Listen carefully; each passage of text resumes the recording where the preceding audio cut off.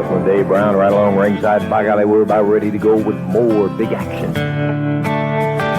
Thank you very much, and welcome to Georgia Championship Wrestling. I'm Gordon Solie, your host, and we have quite an hour in store for us. Hello, everyone, and welcome to Championship Wrestling at ringside. This is Vince McMahon, along with wrestling's only living legend, Bruno Sammartino. Welcome to this week's edition of Mid-South Wrestling Television. I'm your host, Boyd Pierce, another outstanding card. Hello, everybody, and welcome to the inaugural edition of the Regional Rasslin Podcast, where we talk the territories. And I'm your host, Ray Russell, and that's right, it's 100% territory talk here on the program each and every week, featuring a variety of topics. From event results, we've got special interviews lined up. We'll talk yearly breakdowns of various promotions and eras, deep dives into obscure outlaw promotions, and so much more planned here on the show. And as we launch this program, more often than not, I hope to have special guest co-hosts alongside me to help navigate this fun ride through wrestling history. And we have a very special guest co-host here today, and we'll get to that in just a moment. But a reminder, you can listen to the Regional Rasslin Podcast and our sister shows, including the Wrestling Memory Grenade. Right now over there, it's the 1987 WWF project. We're just coming out of WrestleMania 3. Fun times ahead on the Wrestling Memory Grenade show. Also, our Monday Warfare Raw vs. Nitro program, where we talk the weekly breakdown of WWF Monday Night Raw versus WCW Monday Nitro. Right now, we're smack dab in the middle of the summer of 96. Kevin Nash has just shown up on WCW TV, and we're heading into the Bash at the Beach pay-per-view, where the Outsiders promise to reveal their mystery partner. Who could that be? And you can listen to all of the WrestleCopia brand podcasts on the WrestleCopia Podcast Network, located over at WrestleCopia.com. That's WrestleCopia.com, and everywhere your podcast streaming needs are met, from Apple to Spotify, Google Pod, and beyond. And be sure to give us a follow on social media so you guys can stay up to date with the goings-on here on the WrestleCopia Podcast Network. You can follow us on Twitter at Rasslin Grenade. That's at RASSLIN Grenade. You can also follow and like us at Facebook.com/Rasslin Grenade. And not only do we cover all of the latest WrestleCopia news on our social media accounts, but I'm constantly adding new videos and pictures from wrestling history there as well. You can also subscribe to our YouTube channel, and you can find that over at youtube.com/Rasslin Grenade. I'm always adding new footage as I continue to preserve my VHS collection by converting it all to digital. And when I find something fun, I typically throw it up on YouTube. Always a fun time, so check it out. And speaking of checking things out, I'd be remiss if I didn't ask you to check out our Patreon account over at patreon.com/WrestleCopia. That's patreon.com/WrestleCopia. Multiple tiers to choose from, but I recommend the very affordable $5 all-access tier. And what does that tier get you?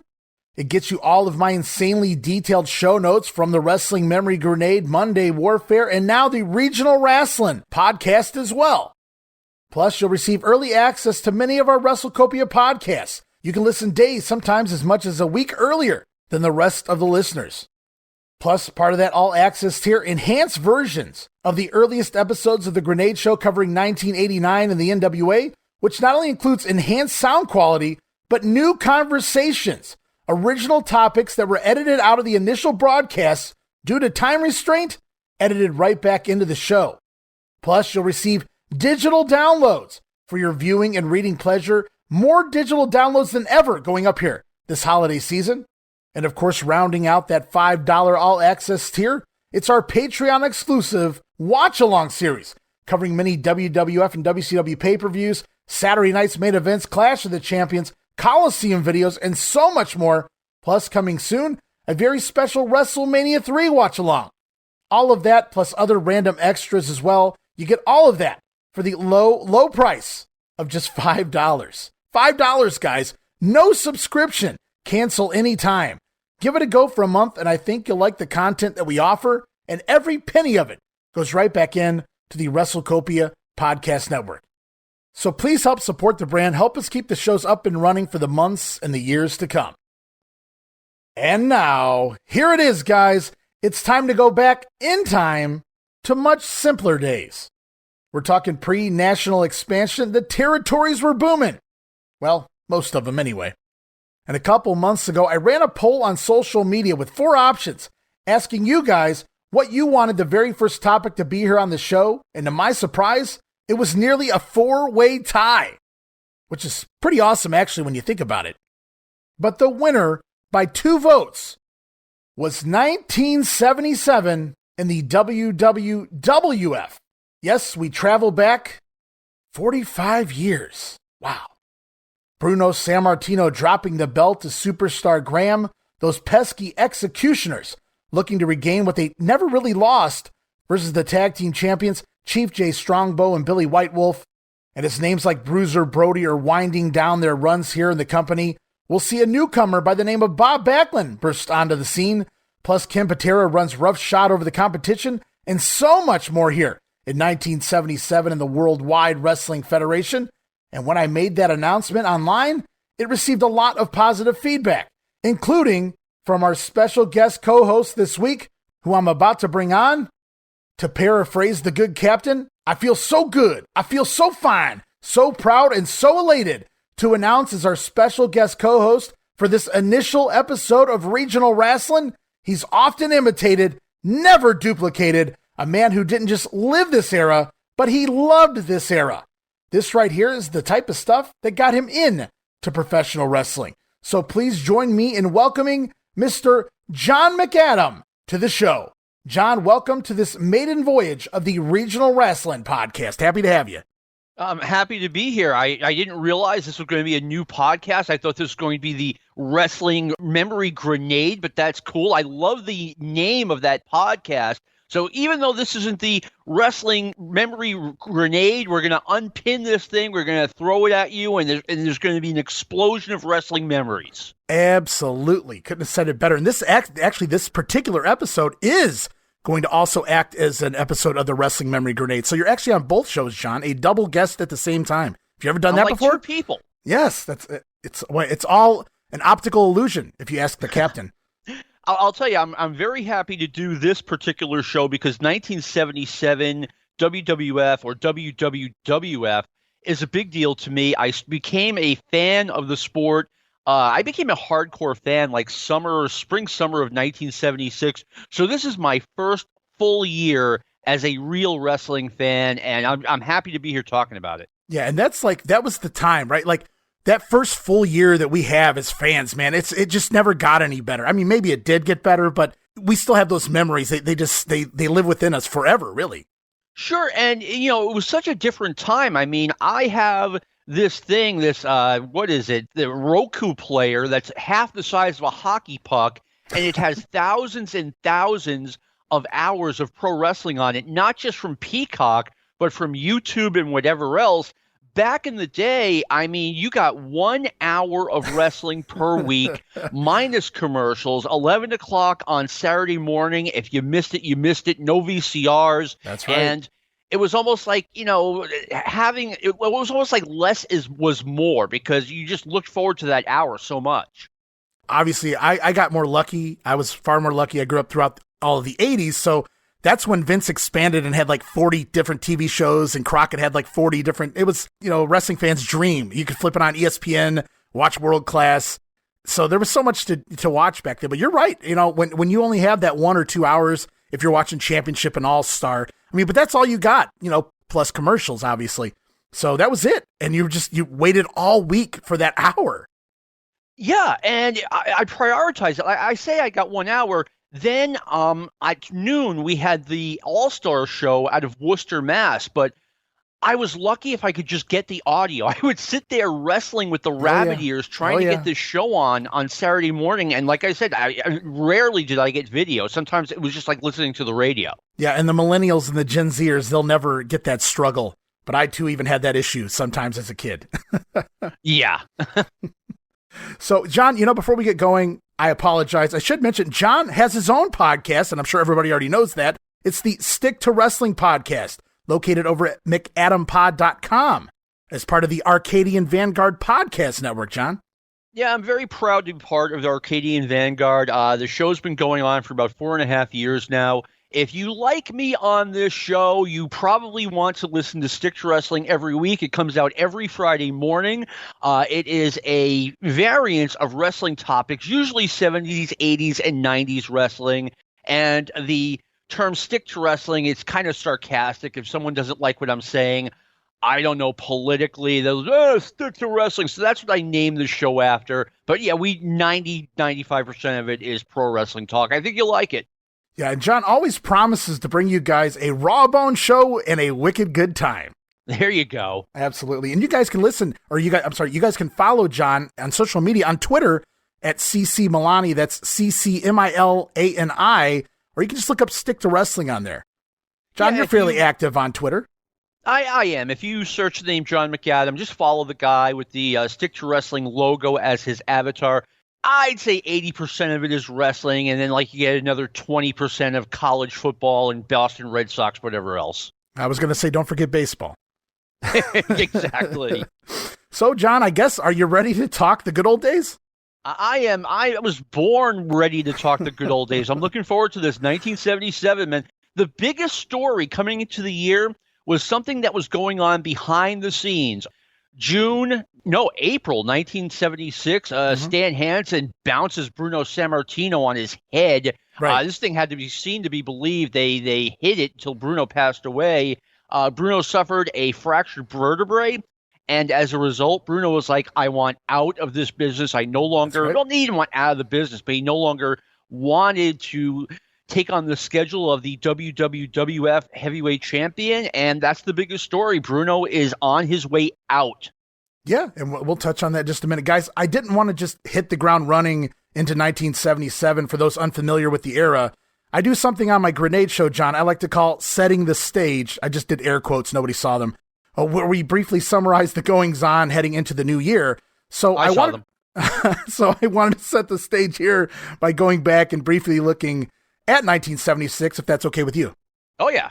All right, excellent. So where do we start but where else with wrestling's only living legend, as he was referred to in the WWF? That's Bruno Sammartino, who was, as you just pointed out, the WWWF champion. Well, I'm going to go back and forth this entire episode with 3 W's and 2 W's. So just so Same everybody, it's just faster doing it the other way. It's so much better without the extra W. It is. So it is. In fact, if you want, we can make a pact right now, and we won't hold each other to anything. We'll call it whatever we want throughout this episode. I'll call it WWF, and the first W is worldwide, all one word. Okay, sounds great. That makes perfect sense to me. So Bruno Sammartino this was his second time with the title here in the 70s. Now, he won that belt back in December of 73, defeating Stan Stasiak for the belt. Stasiak had the belt a whopping, 9 days with his win over Pedro Morales there. So now that we're coming into 77, that would make Bruno a champion for 3 years. 3 times. That's a long time to be a champion. Yes. Can you imagine Andre and Bruno in 77? Yeah, really. Oh, my God. You know what? I mean, that's been talked about. Should they have done Bruno versus Andre? I say no, because you're kind of messing with the luster of both guys. Right. You have Andre undefeated. You've got Bruno the champion. Why ruin it? Why not? They had the storyline. Andre travels the world. He doesn't want to be held down with the burdens of a singles championship. Right. And at the end of the day, somebody has to lose there. If you're going to pack a house between Andre and Bruno, you're going to have to give somebody a winner. And I feel like you can't do that to either one of those guys in this period. No, they had Bruno and Pedro. They went to a draw. I think anyone who had watched wrestling for more than 2 or 3 years knew that was going to a draw. The match was supposed to be terrible, and I think Bruno and Andre would have been even worse. I think they did the right thing by keeping those guys away from each other. Yeah, I agree. So Bruno, at this point, been champion, 3 years? As you just pointed out, he suffered a broken neck at the hands of Stan Hansen earlier in 76. And he's looking to lessen his schedule and lighten his load and go back into what would you call it, semi-retirement here, where Bruno kind of picks and chooses when and where he wants to wrestle.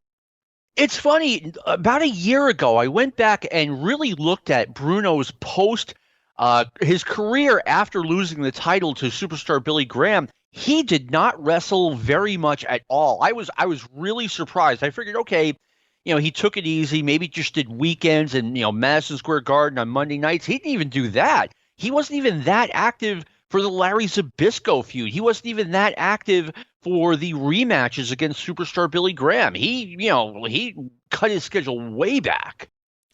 Yeah, it's we'll see that as we go through this year. Bruno still working the big houses, Boston, MSG, and whatnot after his title loss. But by the fall, Bruno's pretty much out of it, other than he comes back in December and works a date. But Bruno doesn't even really work the final third of this year for the most part. No, he didn't. And like I said, when I went back and looked at that, I was very surprised.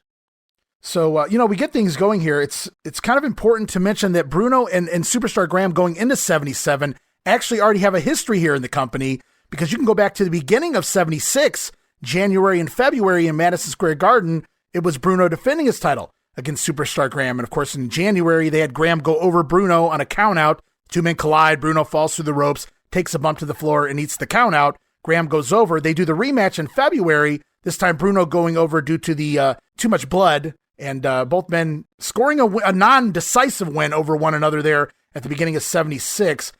Now, when do you think they came up with the idea to put the belt on Graham? Because Graham doesn't even come back, obviously, until 77. Do you think they knew sometime in 76, or was this a last-minute thing? Because I know Backlund was planned, as Graham has pointed out, before he even got there. Yeah, Backlund came in. I specifically remember watching the wrestling on Channel 56 in Boston on Saturday, and on Christmas Day, 1976, Bob Backlund made his debut, at least on Boston TV. I know Boston was a little bit behind New York, but yeah, they had put Backlund in a position where, it wasn't guaranteed in 1976 that he was eventually going to get the title, but they were grooming him for the spot. They were seeing if, when the time came, he would be ready.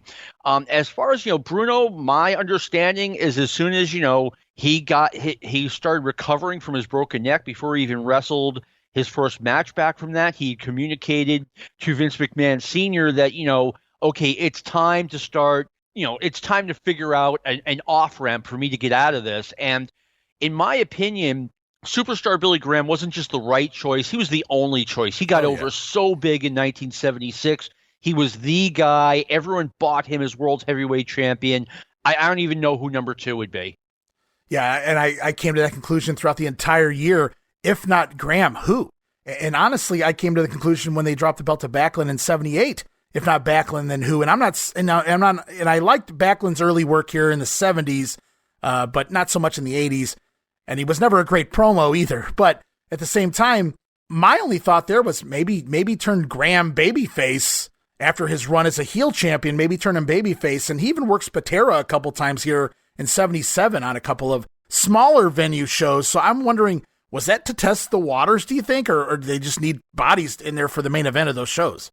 I mean, those shows, Graham versus Patera for the title took place in Portland and I believe once in Bangor, Maine. And according to Bob Backlund, I believe him, they used Maine as they just did weird stuff up there for no reason. It wasn't even a testing ground. Okay. They just, went off the rails there. We're getting ahead of ourselves. We're talking 1978. Right. I am 14 years old, and Graham has lost the rematches to Backlund, and he appears to be on his way out. And I say to myself, why don't they make him a good guy? He would be an excellent number two babyface. And, like I said, I saw this as a little kid, and it turns out there were reasons why Vince Sr. didn't want to do it. So a question for you, John, here, and I mentioned this to you in the past when we've talked online. What was your take on the whole blood loss finish? Too much blood. The referee would call for the bell. I'm not trying to discredit that type of finish. I mean, you can get that in boxing. The boxer can't see. You got to call the match. But didn't they overdo it just a little bit here up in New York? In my opinion, no. That finish has been widely criticized, and not everyone's going to agree with me here, but I think it's an excellent finish to keep a program going when you have a top flight heel coming in, like a Greg Valentine, like a Magnificent Morocco, where you want to have a 3-match series against the champion. You have a finish where the babyface champion is bleeding. The ref wants to stop it. He's looking at the babyface. The babyface catches fire and starts pounding on the heel, and he's going to win. And no, the referee stops the match, or the commission stops the match, because the babyface is bleeding too badly. The heel wins the match, but not the title. That's just the way it is in wrestling. It doesn't change hands on count out, disqualification, blood stop. So the heel says, hey, I won. I was about to take the title. I had this guy bleeding like a pig. The babyface can say, hey, I wasn't ready to stop. The referee stopped me. And you have all the reason in the world to have a rematch.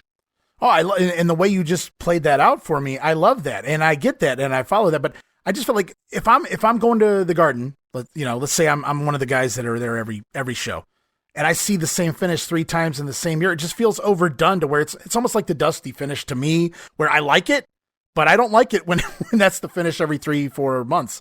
And I think did they really do it every 3-4 months though? I mean, I could be wrong here. I remember it being maybe once every 12 or 18 months. I guess it depends on the arena. I could be wrong here. Well, and I was going through all of the results. So obviously they did it in New York. They did it in Boston. They did it in Philly at some time or another. So maybe I just saw it more often than it was happening at this point. So it just came redundant to me. And I've seen so much, just footage on TV, on the computer and everything. So it's just, I've seen it a lot, I guess. And I'm just lumping it all together into one thing here. But I do like the actual story it's telling. Like the first time I ever saw it, it was awesome. I thought it was great. Then I saw it again and again, and I was like, yeah. Got a little less whatever for me each time, but it just felt like this time it was commonplace, like a DQ or a count, at least in the bigger arenas and stuff. That's the way it came off to me. So if I'm wrong, I apologize. I didn't look and see how many times it happened specifically in the Garden or whatever for a specific year. But what was interesting here, going back to 76 real quick, Graham and Bruno, they worked 2 shows, not 3.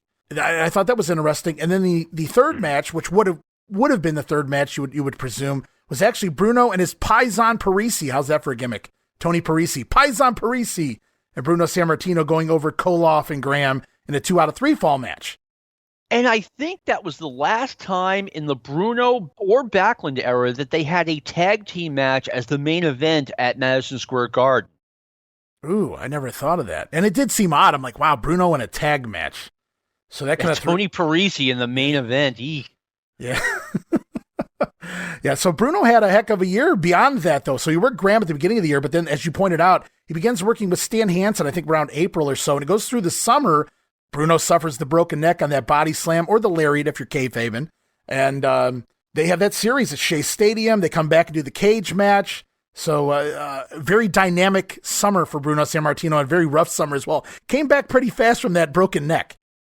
He did, and when they brought him back, at least in Boston, they brought him back in a tag team match. It was Stan Hansen and Ivan Koloff against Bruno Sammartino and Ivan Putski. I haven't seen the match, but supposedly, Bruno mostly stayed in the corner. He just, he was there to be there, but he wasn't really recovered yet. Yeah, and over on the Grenade Show, I've been doing 1987, and it's been rough watching them bring the Dynamite Kid back really early. He's standing in the corner. He's not really doing a whole lot. People may not notice, but at WrestleMania 3, I mean, the Hearts were very, very light, very easy on him in the ring.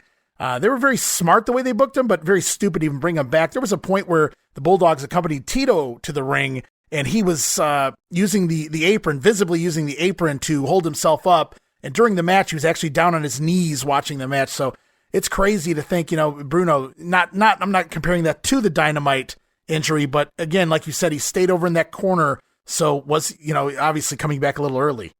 Yeah, he came back way early. Bruno told the story that Vince Sr., begged him to come back. He said, if you don't come back early, I'm going out of business. Bruno, please. And that's Bruno's side of the story, but right. I don't think Vince Sr. was going out of business, but he needed Bruno, at least at that time.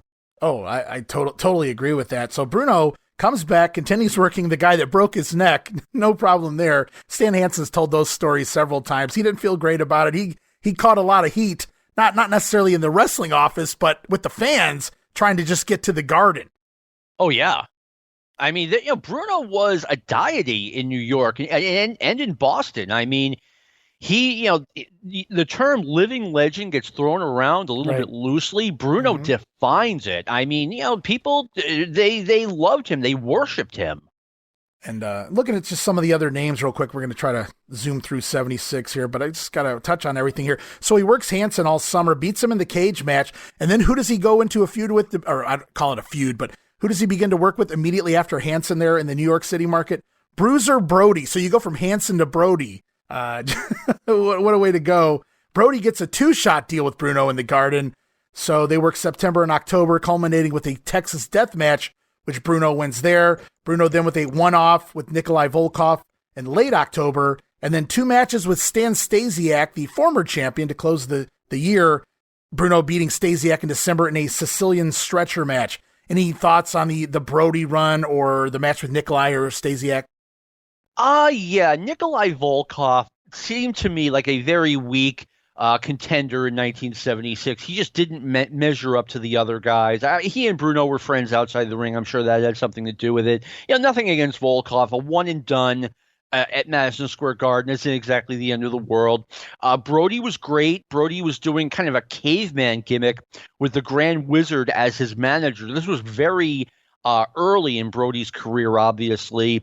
And then Stan Stasiak, they brought him back and they made it sound like this guy hung the moon. He's the former World Wrestling Federation champion. They didn't mention that, he was champion for 9 days. Right. But, they left us to figure that out, but it sounded very mythical. Wow, if this guy did it once, he could certainly do it again. So Stasiak was taken very seriously. And then Ken Patera came into it. And Patera, in Bob Backlund's book, Ken Patera was talking about how he was originally supposed to get the WWF championship, which I find hard to believe. The fans didn't know who Patera was. They knew who Superstar Billy Graham was from his previous run. Right.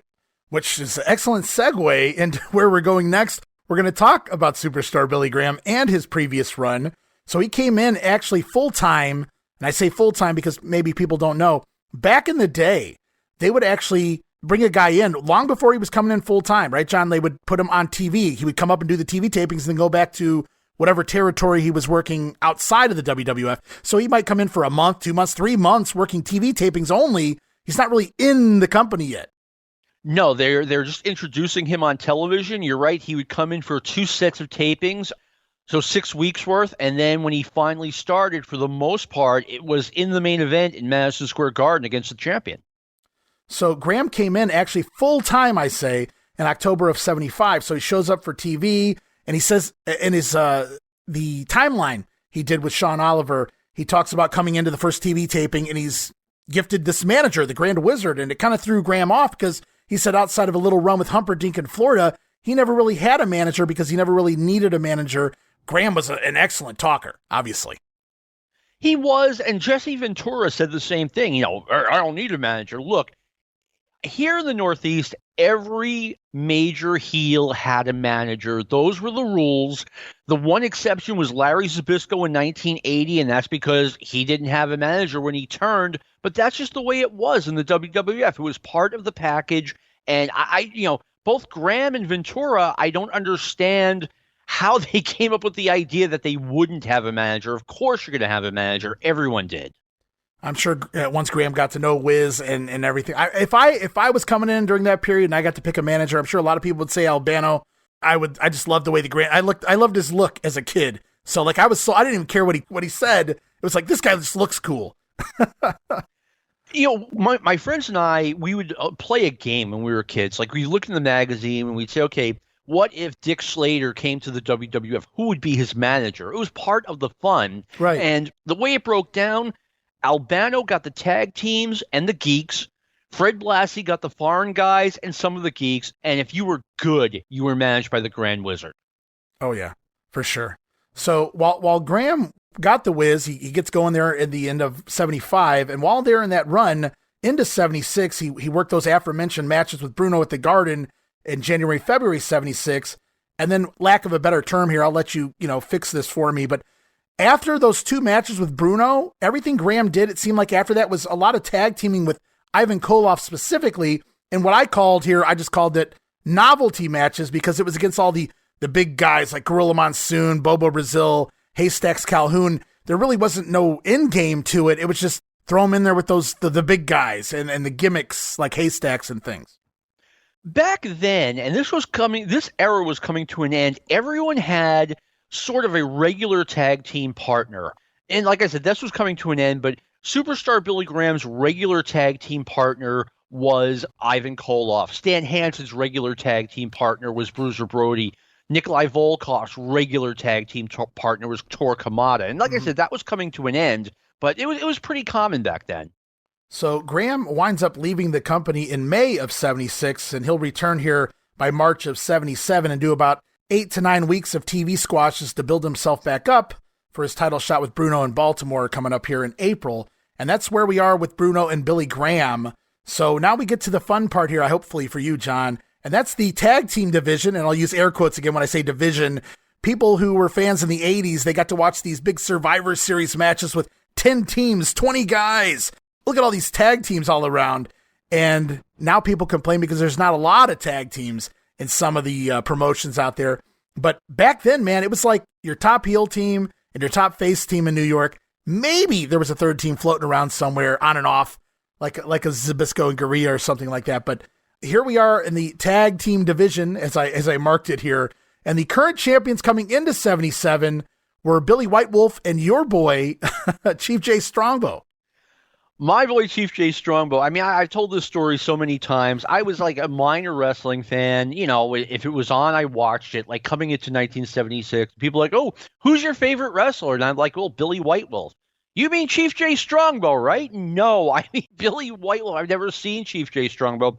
And when Strongbow came in, he made me a hardcore wrestling fan. And I know now, I knew 40 years ago how terrible Chief Jay Strongbow was, but he had charisma. I don't know how else to put it, but I mean, people in the Northeast were in love with him. He died like 10 years ago, and I heard about it on the internet, but I'm driving home listening to the radio, and they're talking about Chief Jay Strongbow passing away. I mean, think about that. That's crazy. Yeah, it really is in today's day and age, especially where everybody tries to forget. You know, like when I was a kid growing up throughout the 80s and whatnot, I knew all of the famous actors and comedians and things of the 40s and the 50s and the 60s. And everything was still on TV from 30 and 40 years prior. Now it's like if it didn't happen in the last 10 years, it's irrelevant. So, yeah, it's kind of crazy that, you know, that they do that. But that's how big he was, at least in certain markets. He was really big in the Northeast. He was big in New York, but there was something about Strongbow around Boston. I mean, people just ate him up. I mean, we'll talk about this as the show goes on. Strongbow didn't get title shots against Superstar Billy Graham at Madison Square Garden. He got, I think, 2 or 3 in Boston, one of which was the blow-off cage match. Right, and we're coming into 77, and Strongbow and White Wolf are now champions, but they've only been champions as far as TV is concerned for about a week or so heading into 77. Now, the previous champions were the tag team of the Executioners, managed by Lou Albano. The Executioners being Killer Kowalski and Big John Studd, who formed that tag team in March of 76. They won the titles by May of 76 over Tony Parisi and Louis Cerdan. So, a fun fact here, I noticed this when I was doing some research. Did you know that Strongbow came back and they did the whole deal? Strongbow and White Wolf became a tag team at the same exact taping that the Executioners won the titles. It was almost like kismet, like it was fate somehow. It's almost like somebody booked this. I knew it happened right around the same time. I remember it was Billy White Wolf and Jose Gonzalez were wrestling Rocky Tamayo and Crusher Blackwell, and the heels were beating up on White Wolf. They threw Gonzalez out of the ring, and Strongbow just comes out of the dressing room unannounced, you know, and the fans just went wild, and it was, you know, the tag team was born. Yeah, I mean, and unfortunately, is there footage of that? I don't think there's footage of that, of Strongbow's return to the company. Not that I'm aware of, no. And, you know, back then, I mean, VCRs I didn't know anyone who had a VCR right. Like 1981. So Strongbow had been gone since August of 1975. He returns in May of 76. Strongbow kind of jumped around here and there, the famous shark cage match up in Detroit. Oh, dear. So Strongbow did some things in between his time there, but he's back, returns in 76 to save his fellow quote-unquote Indian White Wolf from a beatdown, as you just talked about there. Really cool insight as well, John. I didn't know who was in the match. I didn't mark that down here in my, to know that Blackwell was in there. That's pretty cool. So I didn't even know what was actually like the match that it happened in. So I appreciate you filling us in, give us a little insight. And that's why you're on this show. I mean, that's, you know what? If that match had never taken place, I could have cured cancer by now. I could have done something useful with my life. But no, I got hooked on pro wrestling. Wow. Unbelievable. Yeah, so no wonder it sticks in your head. It's just like it happened not too long ago. I won't say yesterday, but not that long ago. It's my original impressions of wrestling are embedded in me forever. So, but in all actuality, the rumors have it that Strongbow really returned because he got word that Billy White Wolf was getting over.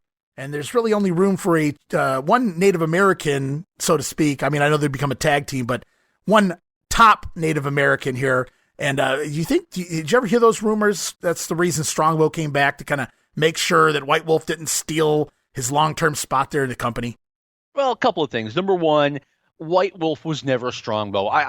Billy White Wolf was my first favorite wrestler, but he was never Chief Jay Strongbow. White Wolf himself did an interview talking about how Chief Jay Strongbow was jealous of him, and he didn't want, Strongbow didn't want White Wolf stealing his thunder. And I'm sure there was something to that. Like, okay, Strongbow's probably saying, okay, this is my territory, my gimmick. There's only room for one guy with the Indian gimmick. And I'm sure there was something to that. But White Wolf was never a threat to Strongbow.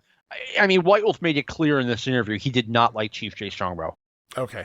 But we've heard that so many times with tag teams. That's unbelievable. But it's a common thing that seems to happen quite often.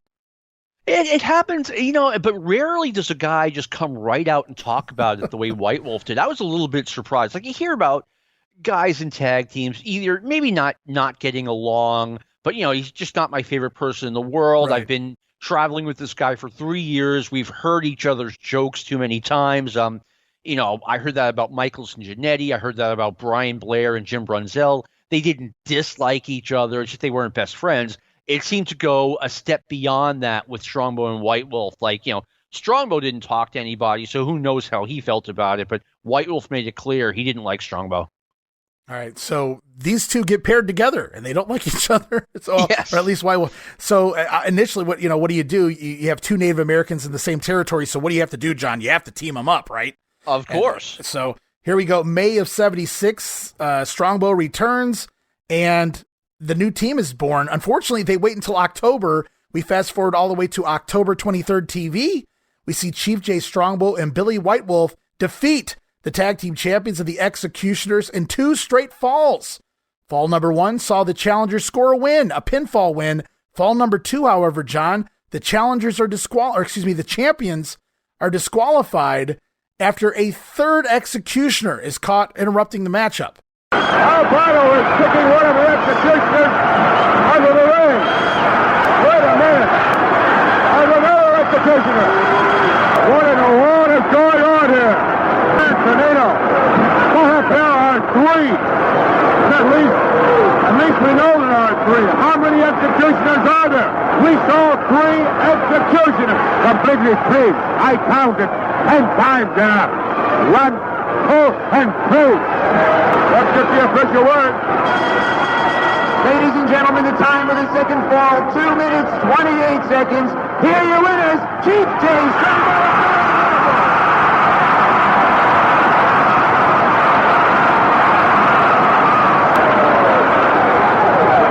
White Wolf wanting to know where those tag team championship belts are. And after it appears that in that final fall, that there was a disqualification.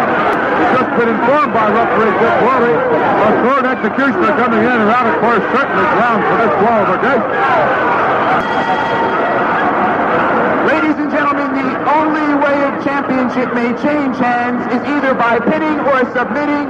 Therefore, there's no title change. However, the winners remain Chief Jay Strongbow and Billy White Wolf. Well, that's going to make a lot of people angry.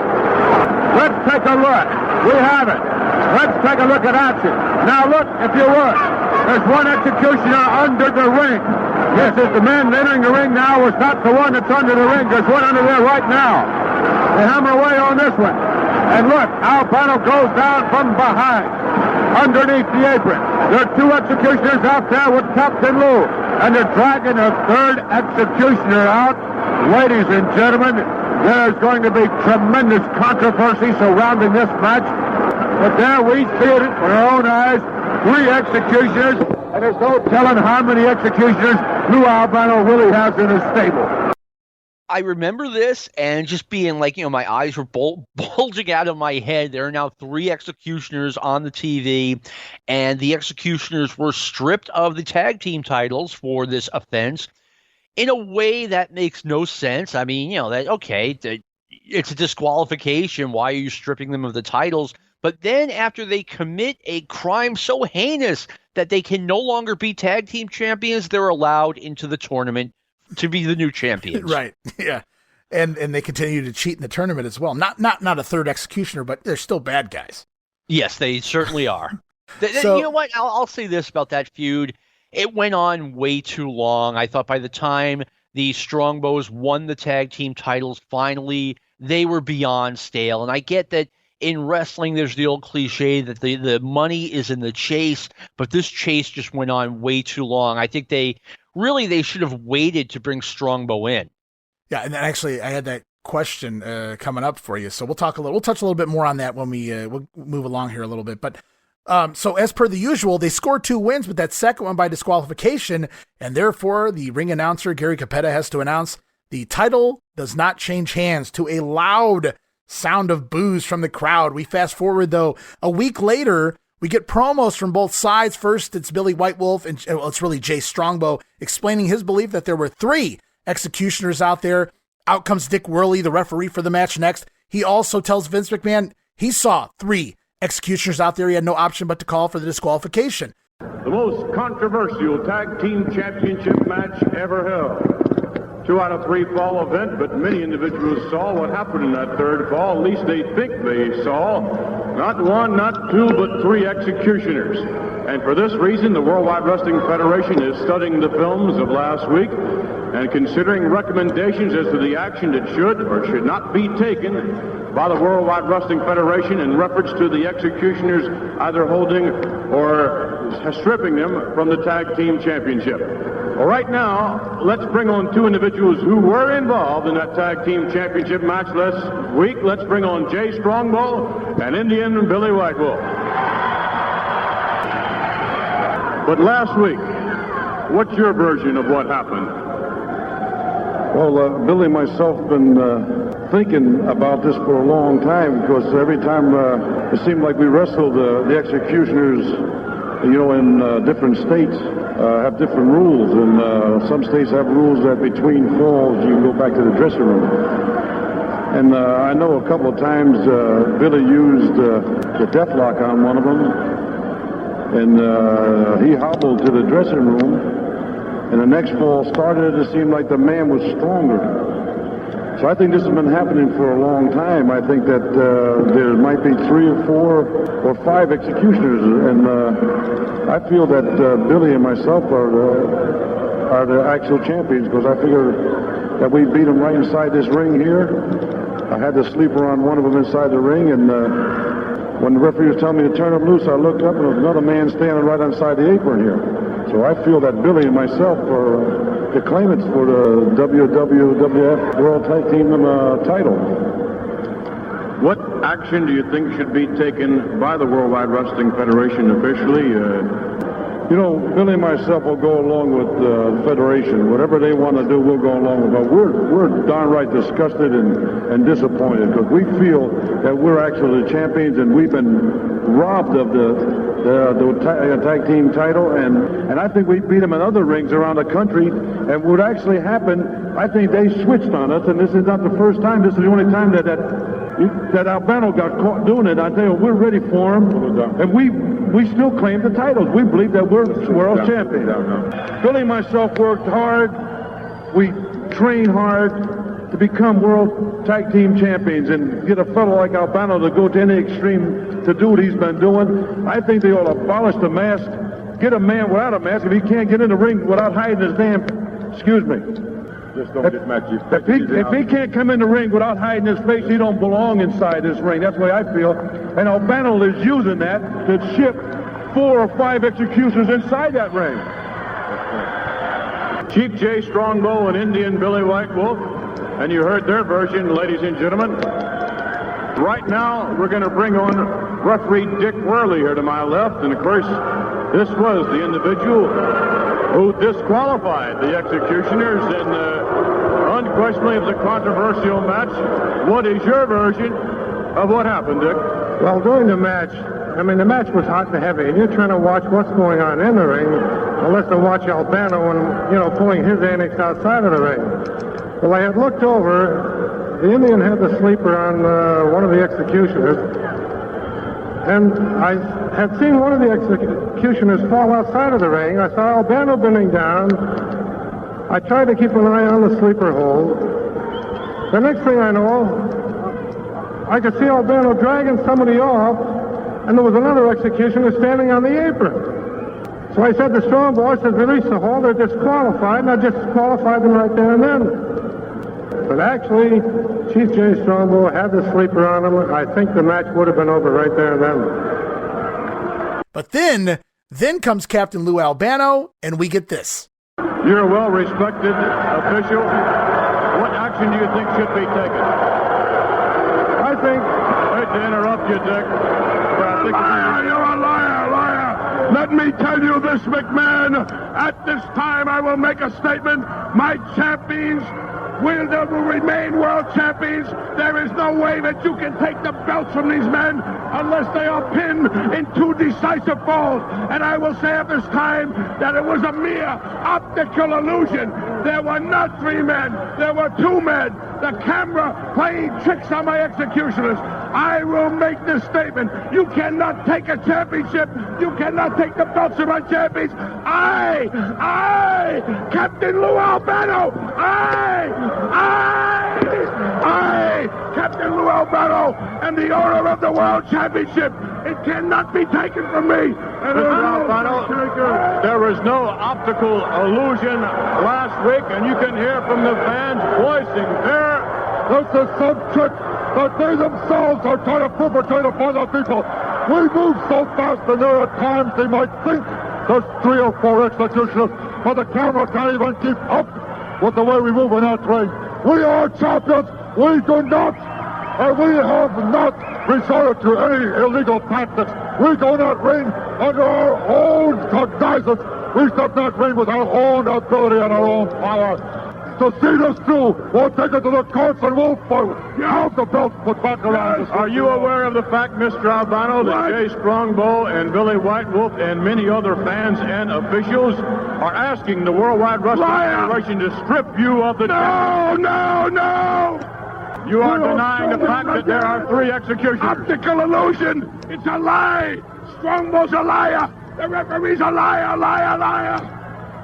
You've heard it from the Executioners, their version, and also from Lou Albano, they're upset. Strongbow, White Wolf, they're upset. Everybody's upset, and next week we're going to have unquestionably an official ruling. We're the champions! We'll be back with the very first match in just a moment. All right, so there we have it. Captain Lou, an optical illusion, John, or an optical delusion. Also, Captain Lou has no idea what he's saying sometimes, and that's what made him Lou Albano. I loved him for that. But so an optical illusion. I can't believe I love this line. The Executioners, and you never hear Kowalski blamed for this, or Stud for that matter. They were moving so fast, John, that's why we thought we saw 3 of them. Albano was such a national treasure back then, man. Unbelievable. So it's like a 3-week story arc here on TV. We get the match, we get the promos, and then finally, November 6th, television, an announcement from the WWF president, Willie Gilzenberg, that the tag team champion Executioners have been stripped of their belts due to that 3rd Executioner. For those who don't know, that was Nikolai Volkov hiding under the ring there. Appeared during the matchup, tried to get involved there. So Strongbow and White Wolf got the win. The Executioners got to keep the titles for a couple weeks, TV anyway. And now they're stripped of the titles for cheating. And then they brought out this tournament that was just painful. I mean, it went on for weeks and weeks, and you'd have jobber tag teams in the middle of it, like Bill Berger and Silvano Souza, and like towards the end. And Vince would be like, "Oh, they're a late entry into this tournament." I'm like, "Yeah, that's how tournaments work. We'll just put this team into the Sweet 16 out of nowhere." It made no sense. They threw a lot of extra tournament matches in here, but the gist of the tournament, and I wrote these results down, so correct me if I'm wrong here, but these are the results I got. Strongbow and White Wolf in the not the first round, the quarterfinals by this point, because the first round, as you pointed out, was just a bunch of random matches that really had no reason to rhyme. But we see Strongbow and White Wolf over the team of Bruiser Brody and Hanson on a DQ. Boy, that would have been interesting back then, huh? Yeah, Brody and Hanson teamed pretty regularly in the WWF, especially in B towns or the smaller arenas, the high school gyms, the ice arenas, Jack Witchy's in North Attleboro, etc. Yeah, I mean, they broke in together. They were no strangers to one another or teaming up, but it's just really cool to see them teaming here up in New York. It just seems like, they seem out of place up in New York. Like, there's some people going to get their butts whooped. Yeah, and some people did. I mean, they were new to the business, and like you said, they knew each other. I mean, it seemed like, even though they had different managers, I mean, they teamed on TV a few times, and, they had chemistry together. So we know Chief Jay and Billy White Wolf advanced to the semis, as do your favorite, no, not your favorite team, but the cheating team of the Executioners, as you pointed out, were allowed back into the tournament, which makes no sense. I'm stripping you of the belts, but you guys can go back and try to win them back if you want to. Executioners, best as I can tell here, a quarterfinal match over the future Invader Jose Gonzalez and Special Delivery Jones. Also, this is interesting, Jones doing double duty here because they just really didn't care in this quarterfinals. It's Tor Kamada and Nikolai Volkov over the top caliber team, as you also mentioned. This time it was Frankie Williams and SD Jones. And to round things out, quarterfinal matches, Gorilla Monsoon teaming with Jose Gonzalez, who had already been eliminated. This sounds like WCW in 2000. It's Gorilla Monsoon and Gonzalez over the pair of Johnny Rods and Gashouse Doug Gilbert. Gashouse Gilbert, I was told an interesting story by Kevin Sullivan. He said that he got that nickname because he was the first wrestler everyone was 100% convinced was on steroids, which I think is weird because Superstar Billy I was going to say that's earlier. That's exactly what I was going to say. Kevin said. And I've seen some of Gilbert here in the WWF, and I'm not saying he wasn't on the steroids. I'm sure he was. But at the same time, I was looking at some pictures of him. I've seen him in some of the matches on video as well, but I was looking at some pictures of him at the Garden and things. I'm like, that guy doesn't look like, and you can look like you're not on him and still be on him, but it wasn't like obvious, you know what I mean? Whereas Superstar Graham, I mean, I agree with you. I mean, come on. Yeah. No, I mean, Gilbert looked like he was on them, but I mean, the idea that he somehow stood out, I don't know. I don't know what to say. Yeah. So we move on to the semifinals. It was Strongbow and White Wolf over the Executioners on a DQ, and it was Kamada and Volkov over Gorilla Monsoon and Gonzalez on a countout. Notice the pattern here, non-finishes. Yes. I mean, the WWF was just full of those. If you had any kind of star level, you were not doing a clean job. So we go forward just one more week here. Chief Jay Strongbow and Billy White Wolf in the finals of the tournament finally scored that win that they needed, defeating the team of Volkov and Kamada, not the Executioners, in the final, by disqualification to win the vacant WWF title. So even in the finals, they couldn't give us a finish. The finish they had, and mind you, I was 12 years old, okay? The finish that they did was Tor Kamada blinded Billy White Wolf with the salt, and the referee saw it and called for the DQ. Strongbow goes and grabs the belts, and he shows them to White Wolf. And I'm waiting for White Wolf to be so overwhelmed by the fact that he won the title that it would cure his blindness, because I was young and I was living in a cartoon world, and it didn't. Billy White Wolf was still blind, but Strongbow, blinded by the salt temporarily. And he and Strongbow had finally won the belts after so many months of, trying and just missing. So this particular match, now you said you got that Boston feed, so you got everything a little later. So my question here might be irrelevant to you. I wrote here, was this match actually aired in the New York market, WOR, on Christmas Day, or I should say Christmas night. So I wrote, was this a Christmas present for you, John, or should I say a late present for you here, watching It your was a hero win the late belts? present for me, even though by this point, honestly, I was tired of Strongbow and White Wolf. The way it worked, and I'm from New York. I have relatives in New York. And anytime we went to visit the relatives in New York, I watched the midnight show on Channel 9. And 2 weeks later, I would see that same show again in Boston on Channel 56. So we were exactly 2 weeks behind. Okay, 2 weeks behind. That's good to know. I mean, I never knew that. I wonder when everything caught up. Do you think it caught up when Vince? January 1984. Okay. Well, wow. Just in time for Hulkamania. No coincidence there, I believe. Yeah, I'm guessing. So my other question at this point in the show, though, the feud and the title switch, you touched on it already, so you kind of already answered this question, but do you think it was too drawn out? I mean, we still have these two going at it, and the baby faces, they've been chasing since basically May, June. 6 months later, they finally get the belts here at the end of the year. And you said you were kind of over it by this point. Did it bring back any of your juice for this, or were you still like, eh? No, by the time Strongbow and White Wolf won the titles, I no longer cared about that team. And, I mean, time goes by much more slowly when you are younger. But, I mean, that feud was beyond drawn out. I look at the results, and I still see White Wolf and Strongbow going at it with the Executioners in 1977. And I'm like, This is ridiculous. Yeah, almost up until they're gone. The Executioners leave the company. Yeah, and it was, I've talked about this on Stick to Wrestling. I mean, I had just started watching wrestling when the Executioners showed up. If you had watched 2 years earlier, I mean, there's no way you couldn't have known that was Killer. One of them was Killer Kowalski, and the other one was Chuck O'Connor. You could not have not known.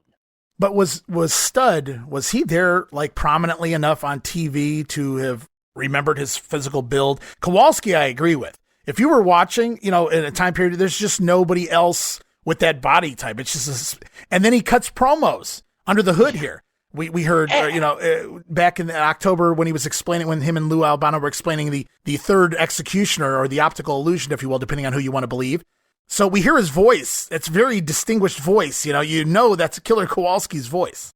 They did interviews with the Executioners almost every week, and if you had ever heard Kowalski before, you absolutely had to know it was him. But wait, Kowalski had been wrestling under a mask in 1974, so if that's not enough of a tip to you, right. His voice, his body, he's been wearing a mask. That's right. I forgot about that. That's right.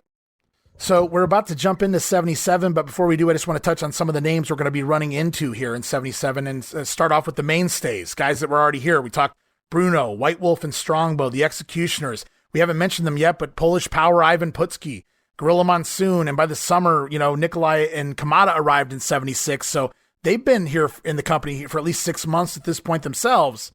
Yeah, and Kamada, he got one shot against Bruno, I think in New Haven in 76. I mean, I bought Kamada as a star, believe it or not. And looking back, I'm surprised that, they didn't get more out of him. Kamada could be pretty entertaining. Yeah, I would agree with you 100%. I've seen Kamada work. I've even seen some of his, later stuff after this in the Garden, coming off the top rope. I mean, the guy was very mobile for his size and for his age. Yeah, let's face it. He was a big fat guy with a big stomach, but he could be a lot of fun, and he could bleed like crazy when the occasion called for it. And we'll be speaking more about that.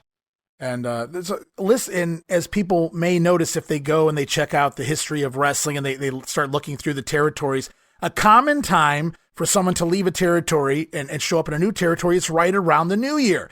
And that's no different here this year in the New York market, because a lot of guys are starting to leave the company, and they include Victor Rivera, who actually didn't return until the fall of 76, but he's already gone by the end of the year, which is really odd for the WWF to have a guy come in, work 3 months, and then just leave the company again, especially since Rivera had done all that he had done prior to jumping over to the IWA. Yeah, Rivera, his push didn't reflect the push that he had gotten earlier. I mean, he was one of their top guys, in the late 60s and early 70s. Right. And when he came back in 1976, he was clearly a step behind, not just Bruno, Putski, etc., but he was a step behind guys like Strongbow and White Wolf. He was right around at Dominic DeNucci's level. Wow, yeah, and I haven't seen a lot of Rivera from 76, so I wasn't really sure where his pecking order was, but wasn't it so interesting back then? You could literally take the 20 names and you could put them in the exact pecking order back then. You kind of knew where everybody was. There wasn't just preliminary guys. There was like an order. You knew who could beat who. It was always a fun time to be able to sit there and do that. You knew where everybody was on the card. Yeah, you didn't just have tiers. It was like, stars, jobber to the stars, jobbers. It was like, I knew that S.D. Jones got a little bit more of a push than Jose Gonzalez, who got a little bit more of a push than Johnny Rivera. Yeah, and that's an excellent list there, because that's correct. It would go Jones, Gonzalez, Rivera, and all of those guys were phenomenal talents, really. They really were. Johnny Rivera was small. I shouldn't say small. He was short, but he was very well built. He was wide. He could throw a great drop kick. Excuse me. But yeah, I mean, his stature held him back. Yeah, he was on the shorter side. But I always get excited. Well, I don't want to say excited, but when I'm watching the old stuff from the 70s and I see Johnny Rivera in there, I know the match is probably going to be pretty decent for TV. Yeah, it was always, when you got Johnny Rivera against a top heel, you knew what the result was going to be, but at least this time, the babyface was going to get in some offense, unlike a Steve King, unlike a Charlie Brown, who just, sat there and got pummeled every week. Right.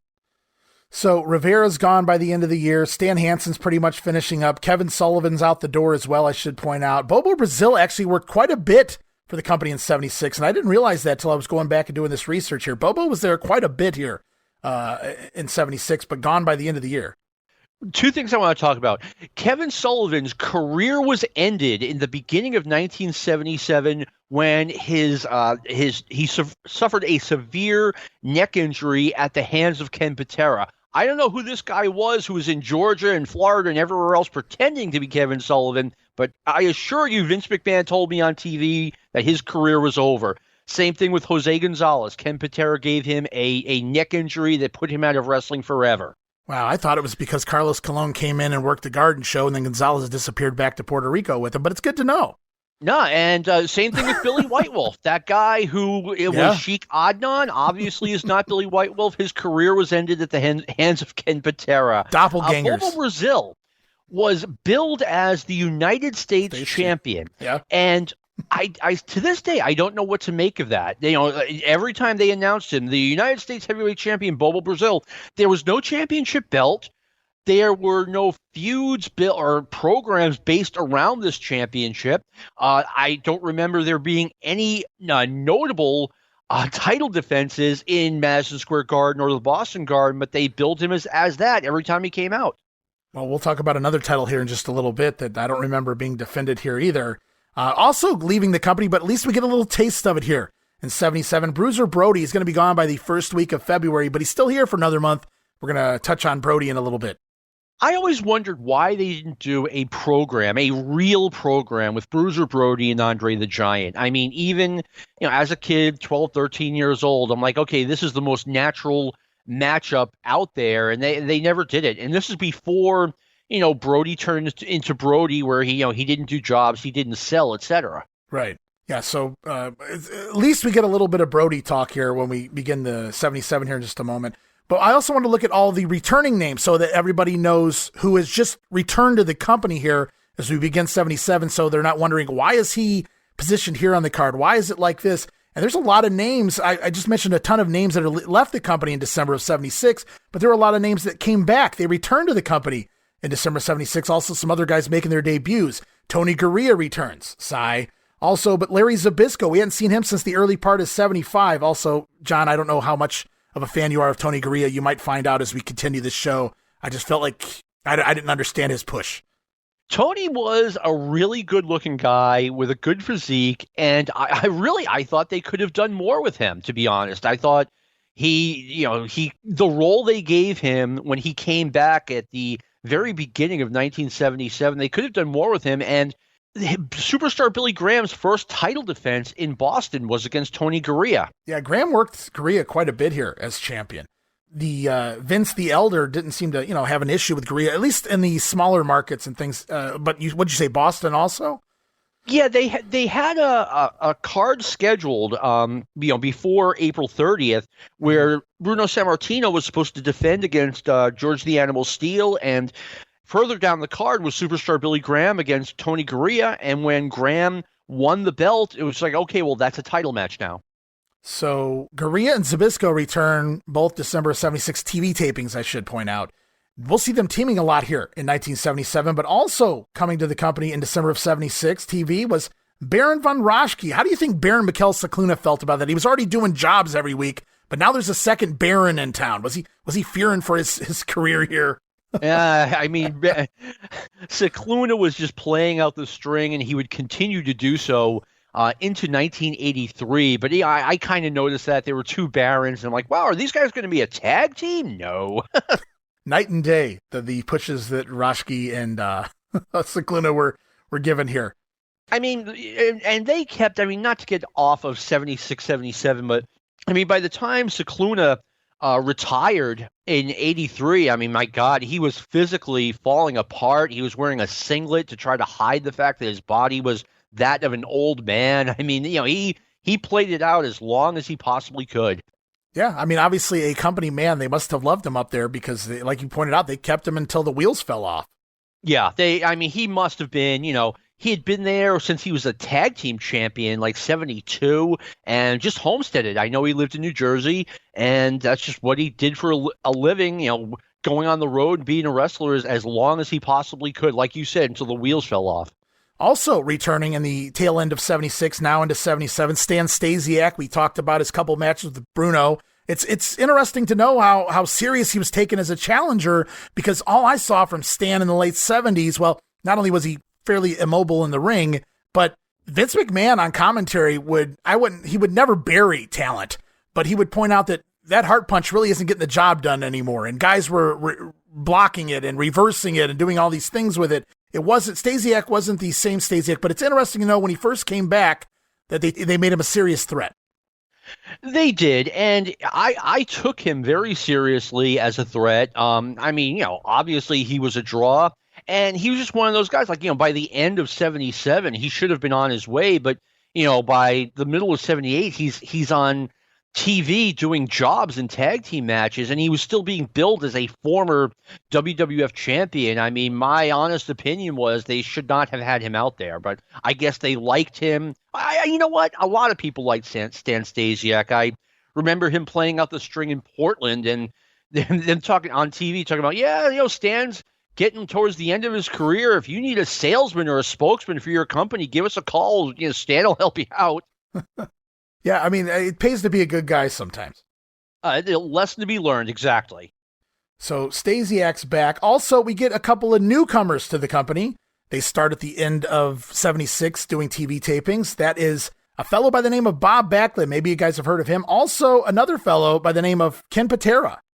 Yeah, Patera was really impressive. I read about him in the magazines. I was very surprised to see him show up in the WWF as a heel managed by Captain Lou Albano.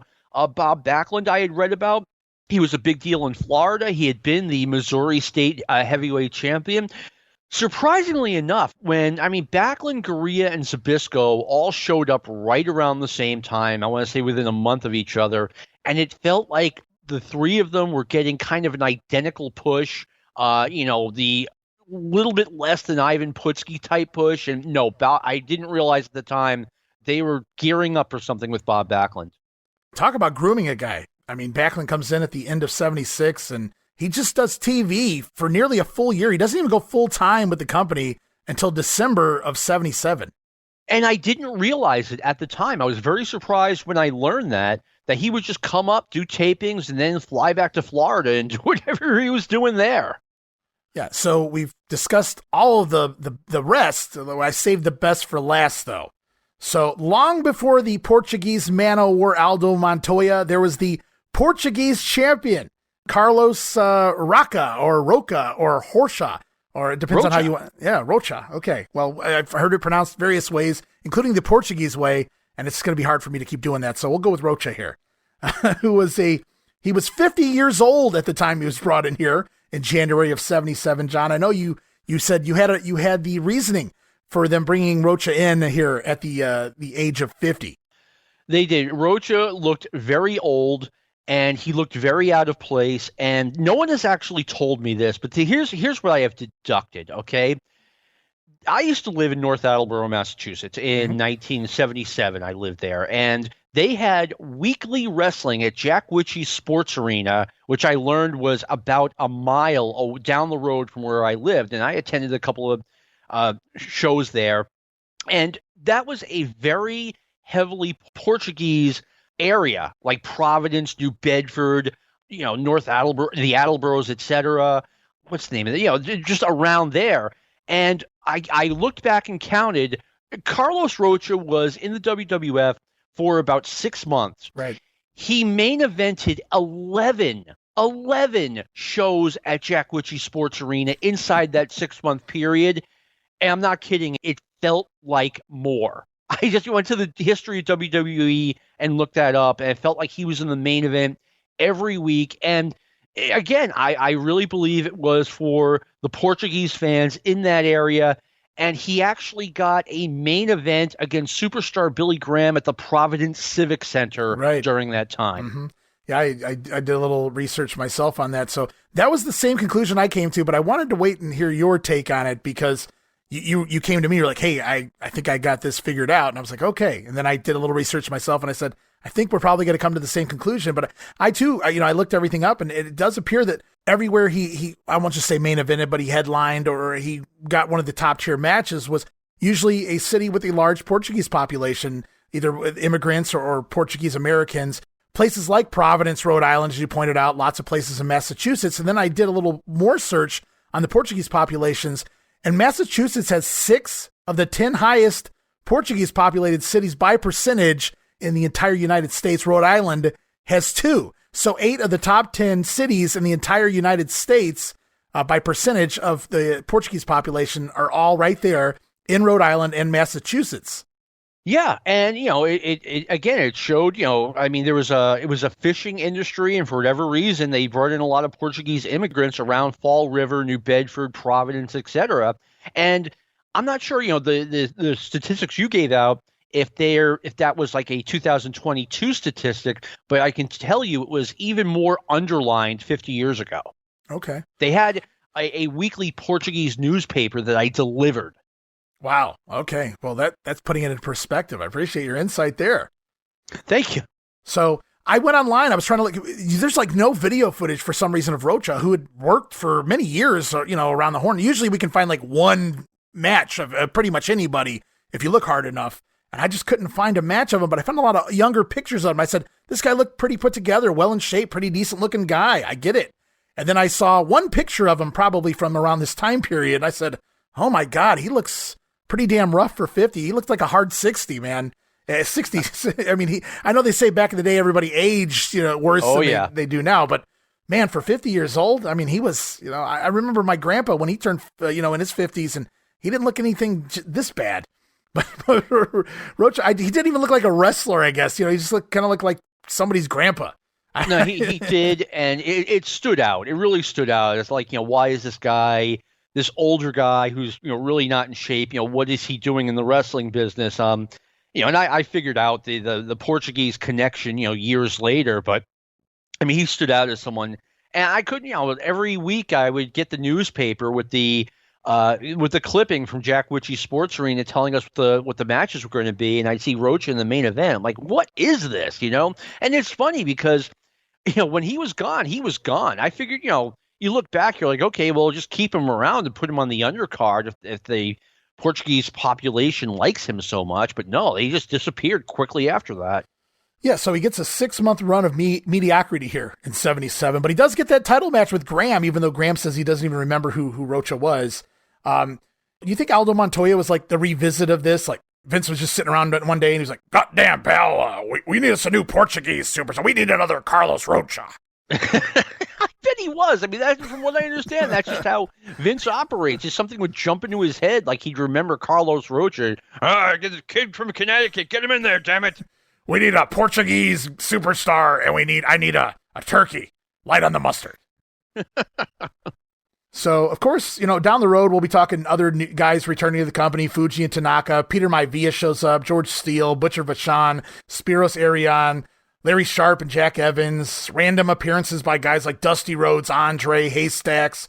Dewey Robertson jumps in here at one point. My guilty pleasure also. We get to talk a little bit about the Golden Terror. The Golden Terror, he really stood out as being goofy. He was Pete Doherty with basically a banana suit. He had this gold mask, gold trunks, gold top, managed by Captain Lou Albano, at least to start with. And, I was just like, is this guy really going to wrestle for the championship? What are we doing here? He came in right around the same time as Butcher Vachon. And just, middle of the card heels that were managed by Lou Albano. But at first, you're like, is this guy going to get pushed? Is he going to be in main events? And, the answer turned out to be no. All right. And all of that kind of just sets the stage. And for those who are unfamiliar with my grenade show, that's what I do at the beginning of any of my projects. I like to let everybody know what's going on, who's coming in, who's going out, what's the stories heading into the new year, rather than just, like I said, hitting the ground running. People are like, wait, I don't understand what's happening here. I feel that's really an important thing to do. Just give, and your knowledge, your memories, it really, enhance this whole thing. Well, thank you. I'm happy to be here. I love talking about this stuff.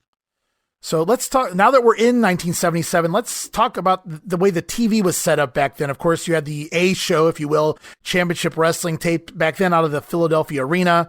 Graham's talked about it before. He said that he liked that one better because there was one big locker room where everybody was in the same locker room. They could all congregate and talk and things of that nature. And Gary Capetta at this point was I believe, was the ring announcer here at Championship Wrestling. I think Gary Capetta was there full time by this point. Yes, no? I believe Gary Capetta was doing the All-Star Wrestling and Joe McHugh was doing the Championship Wrestling. Again, I'm pretty sure that's what this setup was in 77. Oh, okay. I thought they flip-flopped and Capetta went to All-Star when they changed to Allentown, but I'm not positive. That's why I was asking you. Okay, no, I could be wrong. I remember Gary Capetta just being this really young guy. He looked like he could have been in high school. Yes, and then you got Joe McHugh, who is the opposite. Was very old at that point. And it's fun to watch some early Joe McHugh because he doesn't realize he's a gimmick yet, so he's just doing regular ring announcing. So he's like, "Hey, my name's Joe McHugh," and then later he's like, "My name is Joe McHugh." So he kind of got it. And he got a pop every time he did it. Right. I certainly did. I'll tell you that. Yeah. So All-Star Wrestling, which was the other show, and you said you really couldn't pick that one up in your area. You had to do the Rabbit Ears gimmick, and you had just kind of like listening to it on the radio. And that was taped at the Fieldhouse in Hamburg. Yeah, and it was, it was definitely a B show. It was almost like, okay, the Championship Wrestling, if you got that, you got everything you needed. And then the All-Star Wrestling was just like, okay, here's another hour. And what they did was they taped their promos all day. They all came in that one day. They taped all their promos all day long, well, most of the day. And then at night, it was time for the matches. And they would tape 3 TV tapings, and we get like one big main event dark match. And I've talked to people who have attended those, and they said that the dark matches were basically a joke. They would always be a non-finish, and they would be over within 5 minutes every single time. Oh, I don't doubt that. I'm sure everybody just wanted to get out of there. I've been to some shows in my time. Now there were finishes because they didn't care. They weren't on TV. But, the matches were short. It's like, all right, here's your match we promised. We're heading out of here. Yeah, that's exactly what I am told it felt like. And really, anytime you went to the Boston Garden, you had that one last match at the end of the night. Usually it was like a feature match, let's say Andre or Patterson against a heel who was on their way out. That match would go by pretty quick, usually. And back from like 73 onwards, or 72, 73 onwards, when they changed the championship and all-star format, Vince McMahon took over as the lead commentator on both shows. And I say lead because he was joined for several years here in the mid-70s by Antonino Rocca, who was a legend in the New York market going back to the 50s and the early 60s with Miguel Perez as a team, and even by himself. Antonino Rocca could do no wrong, and I'm sure that's probably why he had the job here, but he didn't really mesh well on commentary. It's like kind of here to tell back in the old day of the pre-talkie movies, the silent films. Some of the people didn't really move over too well. Their voices didn't really move over too well. And I felt like Rocca was great, in his time in the ring, But I don't know that he was necessarily the right choice here for the color analyst in the 70s. Is his accent very thick? I mean, he was very difficult to understand, and you just can't have that on commentary. I think if they wanted to give Rocca a role, which they should have, I mean, he was that big a deal, and if he was, he, from what I heard, he needed the money. So, I mean, make him Jose Gonzalez's manager or Victor Rivera's manager or something like that. Yeah, definitely a superstar in his time in the ring, but just didn't translate well here to the commentary booth. But here's the thing. So we go back and we heard those sound bites during those Executioner matches with White Wolf and Strongbow and all that nonsense.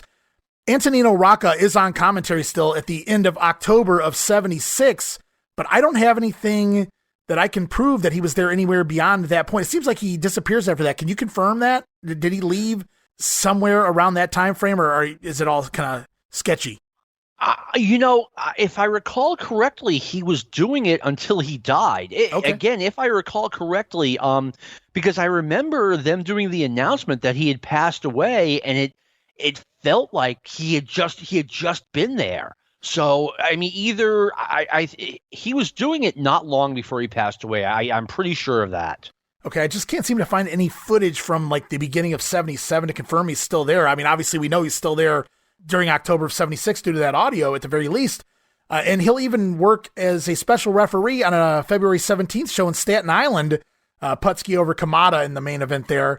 So he did a match as special referee just a month before his passing. Yeah, and you know what? That really would have been a good role for him, to do that once a year or once every 18 months at like Madison Square Garden. I think that would have made a lot of sense, but as far as I know, they never did it. So the average TV back then, and we'll take you guys through this really quickly, a typical episode of Championship or All-Star Wrestling would usually be 2 matches, then you would get a ringside promo, and then usually about another 3 matches, usually about 5 matches would be on the show. So you get about 5 matches, lengthy squash matches usually, and then a promo somewhere right in the middle. I mean a ringside promo with the fans there. I'm not talking about the other localized promos. Right. What they did on Championship Wrestling in Boston was they would have 2 matches, and then they would have a segment that went 5 or 6 minutes where it was nothing but interviews for the Boston Garden, and then you would have 3 more matches to finish off the hour. In New York, they had 6 matches, so there was a match that aired in New York every week that did not air in Boston, and they would have the Madison Square Garden promos distributed throughout the show. Right. Okay, so that's cool to know. I didn't know that it was different based on the city. I just assumed the localized promos were interspliced here and there throughout the episode everywhere, and clearly that's not the case. And very cool to know. New news for me here as far as the Boston market goes. Very cool. Yeah, they would only do interviews during that spot where we wouldn't, New York had that 3rd match, but then during the matches, you would have a voiceover of either Vince McMahon or Howard Finkel talking about, hey, don't forget there's a show coming up in Boston, or don't forget there's a show coming up in Malden, New Bedford, Concord, wherever. Right, and we'd get those Finkel voiceovers going into the 90s. They would still do that. Yeah. So talk about the big shows. Let's talk about Madison Square Garden and things like that. The Garden was the first building to have its events televised on TV as far as HBO and then later the MSG network goes. You guys, Boston didn't come into play until like 85, right? Boston Garden didn't get TV till 85. No, May 1985 was when Nesson first started airing the monthly or usually monthly shows from Boston Garden. I think that was just kind of a Nesson needs programming when the Red Sox and Bruins aren't on sort of thing. But yeah, and that lasted until 88 or no, early 89 that it lasted until. And I believe they ended Boston and Philly the same month. They did. Yeah. And Los Angeles as well. Los Angeles started airing the shows from the wherever the Clippers played in 88, and that got pulled in early 89 too, and that's because the WWF was blaming their declining attendance on those shows being aired, kind of ignoring the fact that even in the markets where the shows didn't air, attendance was way down. Yeah. Of course, Los Angeles, the Z channel. That always sounded The Z cool. channel, that's always it. sounded cool. And the Los Angeles Sports Arena, that was it, not the Forum. Okay. So the Garden had the MSG, I should point out, not Boston Garden. They had their shows going on. The first show was back in 73. It was televised, but here we are. We're in 77. And wouldn't you know it, the man who makes his debut at the January 77 show as the ring announcer is the Fink himself, Howard Finkel. I did not realize that he did his debut January 77. To me, I felt like he'd been there all along, but that sounds right. Yeah. Actually, I was just watching the Garden show when I started my 1987 project in the WWF over on the Grenade Show. And the January Garden show, they actually give Howard a plaque for 10 years with the company in 87, which I thought was cool. Yeah, I think that it was cool that they honored him like that. I mean, Howard would sometimes be the brunt of practical jokes, Yes. like at the Christmas parties and everything, which I was like, okay, this guy's been with the company for 20 years. He's a loyal, he's been loyal to the company, and this is how they treat him. I guess there's two sides to that coin. Here in 77, they actually expand their television as far as the house shows go, though, as they'll be making their debut on the Prism Network in Philadelphia with the Spectrum shows. That's going to start here in April of 77. So now we'll have the Garden and the Spectrum doing live shows. I mean, the world is changing thanks to cable TV, and I mean, wrestling is going to be changing dramatically due to cable TV. And yeah, cable. They needed that inventory. I'm sure it was popular programming. I mean, I certainly would have watched it if I lived in New York or Philadelphia. So the structure of the house shows back then, mostly preliminary matches. Let's just say a lot of the smaller towns and things of that nature had about 6 matches on a card. Some of the bigger shows had maybe 8 matches on a card. If you were lucky at the MSG shows, you'd have something like that. But the structure of the house shows back then, lots of preliminary matches. You'd start off with the Jose Gonzalez versus, fill in the blank here. I'll let you run down a few but it built. It slowly built. Then the next match might be SD Jones or whomever, and it would just continue to build until you got your semi-main event and your main event. I mean, I liked, and it's what I grew up with. It's what I'm used to. If you went to a show, like TV was just this really good guy against this guy who stunk. Then you go to the house shows, and it's like, okay, the guy who never wins on TV versus the other guy who never wins on TV. Who's going to win this match? I was always intrigued by that. Give me Frank Rodriguez against Steve King. I just want to see who won. So I like that kind of stuff. that would definitely be something like, ooh, where does this pecking order begin and end? Yes, that would be. Yeah, you're right though. Yeah, I mean, and you weren't going to get that on TV. Neither guy was a star, but okay, this is how the show starts. You're an opening match guy with an opening match talent. And a lot of people think that the whole A and B show thing started with Vince. Well, we'll call him Jr. here, Vince McMahon Jr. A lot of people think that whole A, B, and then eventually C show too, Vince would do. But really, you would see it back here in the New York market. Back in the 70s, there was the A shows and the B shows, depending on the week or the day or whatever. Yeah, on Saturdays, they would typically run 2 shows. Usually, it would be one major arena and then one smaller arena, but I mean, I did notice that, Boston, they would run Boston and then they would run another major arena on a Saturday night. And this is why, they drew well, so I can't complain, but, or criticize too much. But I mean, they would have some really thin shows at the Boston Garden. Like you'd have that one main event and then it would be like all lower card guys. And I figure they just wanted to get as much as they could in it being a Saturday in the big markets. Maybe even if they don't sell out, they'll do well enough to where it was worthwhile, rather than throwing a show on a Wednesday or something. I don't know. I'm throwing things against the wall. I have no idea, but it was. I mean, Saturdays in the late 70s and early 80s for the WWF was a license to print money. I mean, some territories would be doing cartwheels. Oh my God, we drew $100,000 house. We've made it. WWF would draw $200,000 shows on one night. I mean, it's my home territory. I'm not, putting it over because it's my hometown territory, but it was the territory where you made the most money. It's where everyone wanted to be. So we'll talk a little bit here about MSG and something that they would do back in this time period when Vince Sr. still worked with a lot of the other territories. he would bring in these guys for what I would call, I don't know if they had another name for it back then, but showcase matches. Essentially, they would bring guys in from other territories and they would showcase them here in the New York market. And I don't know, was there a reason to this? What was it, just for the publications, the magazines, to get it out there, to have the name out there to say that they worked MSG? Was it Vince's way of kind of checking out the talent? This guy, can I use this guy in 6 months or a year from now? I don't have an official explanation as to why it happened. My guess is that, number one, the wrestler would be honored to wrestle at Madison Square Garden. It used to be that, I wrestled Madison Square Garden was the equivalent of today I wrestled on a WrestleMania. And they would usually bring in guys who were either the promoter's sons, or in some cases rumored to be the promoter's son, or just someone who a promoter held in high regard. Right. And it starts off here in January. The first appearance, to my knowledge, of Pat Patterson showing up here in New York, billed as the North American champion, much like Bobo Brazil's U.S. title. Pat Patterson scoring a win here in January over Baron Cicluna. Now, what Pat does different than a lot of these other guys as we go through this quick list here, Pat actually works a couple of house shows besides the Garden. He works Sunnyside Gardens as well as a show in Albany.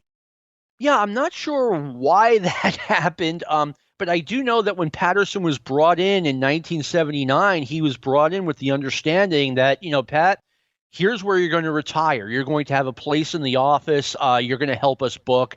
So maybe that was just their way of getting to know Patterson a little bit better, or meeting him even. Right. Yeah. I mean, what a booker, that guy. Oh my God. That's definitely somebody to have on your team for sure. Oh, absolutely. And supposedly Patterson was way better at, telling guys how to parcel out a match than he was creating a program. Learn something new again. So Pat wasn't the only guy who made his Garden debut here, or at least appearance here in January of 77. You talked about promoter's sons. Greg Gagne shows up here with a win over Johnny Rodz.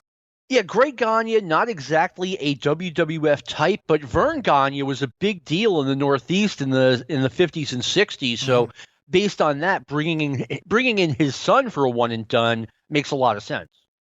Mil Mascaras shows up with Mask here in February for a win over Doug Gilbert. He will return full-time, or at least semi-full-time here in the fall. So we'll touch a little later on Mil Mascaras, but also some other names coming in here. March, we see Don Kent. I'm sure Chief Jay Strongbow had pulled some strings to bring him in. He's looking for another feud with Don Kent here this time. Yeah. Don Kent comes in and does a draw on the undercard with Jose Gonzalez. Not really sure what that was about, but also a rumored to be promoter's son, as you talked about. Gino Hernandez shows up in his one and only WWF appearance, Gino getting a win over Johnny Rodz. Actually, Gino worked a couple of TV tapings. I'm not sure what happened. Yes, you're right. It felt like they were going to bring him in, and then something went wrong. Someone told me once that he just wasn't exactly a hit in the dressing room. Imagine that. Yeah, really. A 20-year-old Gino Hernandez.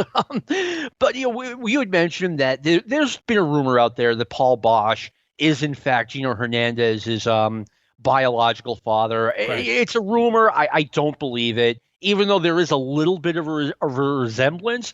I just think that Paul Bosch saw something in Hernandez and pushed him, but I don't think it was I don't think he was Bosch's kid. Yeah, and I've heard so many people profess that they know for a fact he is, and I've heard equal amount of people profess for the fact they know that he isn't. I guess we'll really never know, and we just got to pick and choose what we believe. Yeah, exactly. I mean, it's wrestling. There are always all kinds of rumors out there. And really with that rumor, it's kind of like flip a coin with me. If you're really hard selling me on that he's not on that day, I'm probably going along with you. And if you're really hard selling me that he is on that day, I'll probably go along with you as well. It's like, really, I have no idea. It's hard to say. Yeah, my guess is that he isn't, and that the wrestlers who wanted the push that Gino got in Houston was like, oh, it's this kid, no wonder. So, yeah, I can only imagine, like you said, like a 20-year-old Gino working MSG. He gets whatever he wants. He's already working Japan. He's doing everything, down in Houston.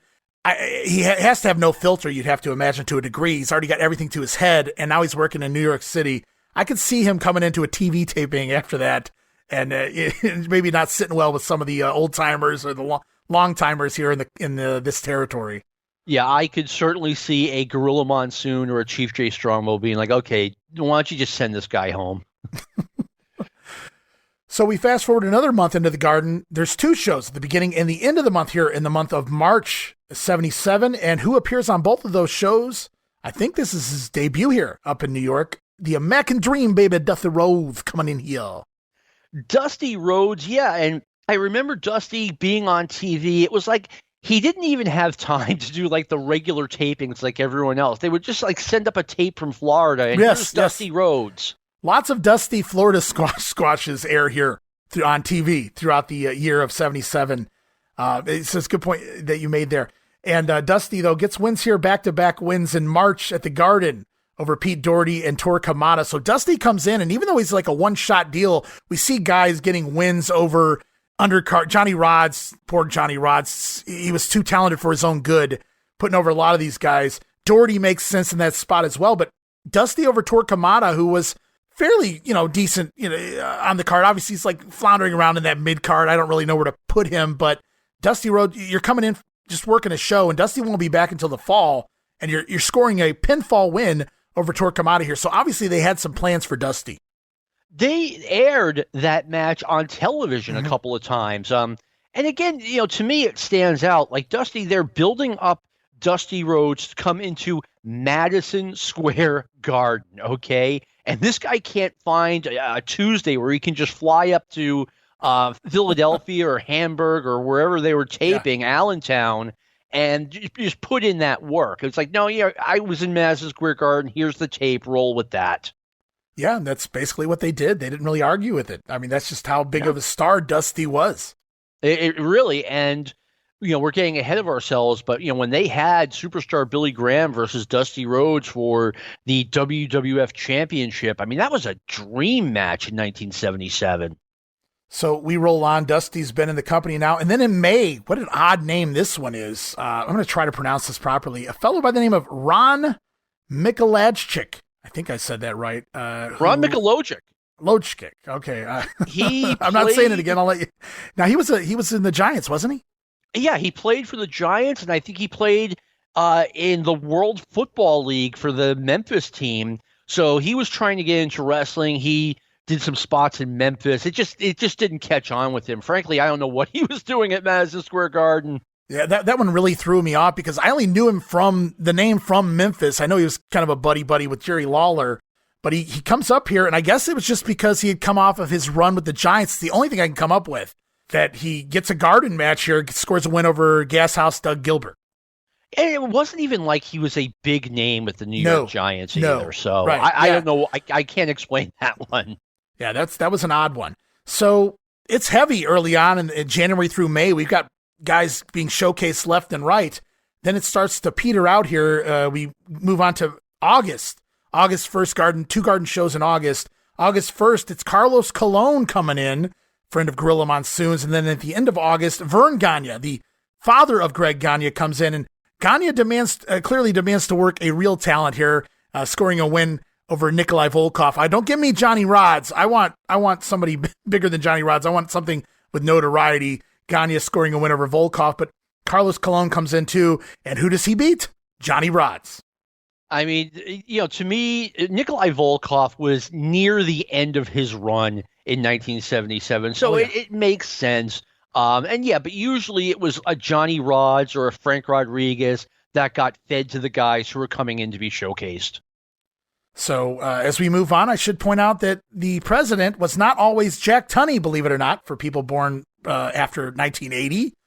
Back in the 70s, it was a fellow by the name of Willie Gilzenberg, who we kind of mentioned back in the title stripping there, the tag title stripping. He'd been a former boxing promoter in his early days, became a wrestling event manager in the Newark area, began working with Jack Pfeffer and Toots Month for the talent on those shows. And he caught onto the business and very business savvy. So naturally, enter Vince McMahon Jr. or Sr., who had recently secured a TV deal in the New York market with his father, Jess McMahon, now deceased. He didn't really have him to lean on. So Vince needed allies in that New York market, having been stationed in D.C. prior to that. For those who don't know, the WWF really got its start in Washington, D.C. And Vince Sr. joins up with Toussaint, Johnny Doyle, Phil Zacco to create Capital Wrestling Corporation. And that was right around 57. So Gilzenberg slides in as a trusted confidant of one Vince McMahon and plays a mediator of sorts, issues between the owners as well as the wrestlers, other promoters. So Gilzenberg played an interesting part in the company, and he would join Capital Company and begin promoting shows mostly in New Jersey with the WWF talent. So he was a figurehead, but he also played a much larger part behind the scenes than like Jack Tunney did with the Canadian office. Yeah, I mean, I don't know everything about Willie Gilzenberg, but what I do know is that he was a good ally for Vince Sr. Like he knew people in the television industry, and he was very helpful to Vince Sr. in that regard. And that's why Vince Sr. gave him that, figurehead role as the WWF president. I mean, the guy was in the Madison Square Garden program every month. All right, and before we get to talking about some of the talent here, I wanted to talk to you about some of the referees, the other talent in the ring. And that could be a hard job in itself. Back then we had Dusty Feldbaumer, Dick Kroll, Dick Worley, Wee Willie Weber, Jack Lotz, John Stanley. Who were some of your favorites to watch back then? Or did you even pay attention to the referees? Because I always had a favorite at any given time. I always liked Dick Kroll for whatever reason. I got to meet Dick Worley in the 80s, and I was just fascinated by that guy. He was something else. Dick Worley, another guy who looked older than he actually was. When the first time I ever got to see Worley from his 70s footage, I would go, man, that guy looks 60. And I went and I Googled it years ago, and I looked up how old he was, and I don't remember exactly how old he was, but he certainly looked a lot older than he actually was. He was in really good shape for a referee as well. He was. And he was my favorite from this time period, Dick Worley. And I'm not sure if Gilberto Roman was doing anything at this point. I don't know. That guy's fascinating. How he had a job for as long as he did. And Gorilla Monsoon always used to bury him on commentary like the most incompetent referee of all time. But I got to throw him in there. I'm not sure when he came in to the company, but just another referee. But my favorite of the time, Dick Worley. And it's kind of funny, your favorite was Dick Kroll. And I'll tell you what, when you're a kid, you don't see things the way you do as you do when you're an adult. So there's probably guys you appreciate more now than you did then, and vice versa. There's probably guys you love then, and you go, man, what was I thinking? But Dick Kroll was one of those referees for me. As a kid, I just thought he looked kind of clunky, kind of dorky. I didn't really like it. I was like, it's this referee. But as I got older and I saw all the matches that he was headline referee in MSG many a time. And I go, you know what? This guy really knew what he was doing in there. So I have an adult appreciation for Dick Kroll, where as much as a kid, we used to laugh and kind of make fun of him. Look at that bald referee, whatever. Oh yeah, I mean the referees, they were like school teachers. Like Dick Kroll was like kind of the laid back school teacher, and Dick Worley was the school teacher who was always yelling at everybody. I love to meet Dick Worley. It's unfortunate, that he aged out by the time everything changed over, but I mean he was stationed in that area. I don't see him going national. No, could have been wrong, but I saw him refereeing a couple of shows in New Jersey, a couple of indie shows back in the mid-late 80s. And, he was just a commission referee. All right. So now we begin the talk of some of the talent here. And we're really having a great conversation here, John. We're running a lot longer than I expected through the early part of the notes. So I don't know if it's okay with you, and it's up to you. I'd love to have you back. Whatever we don't finish here today, I'd love to have you back for another episode. I'd love to do another episode. I would love to do part 2 of this. Oh, excellent, because it's probably going to take 2 parts. And so I think a really good closing point here, because we got a lot to cover on him, a really good closing point here for this very first episode of the Regional Rasslin Podcast, John. I want to talk about Bruno Sammartino and his last bit of a run here as the WWF champion going into 77. Bruno, the champion, at least for the first 4 months of the year.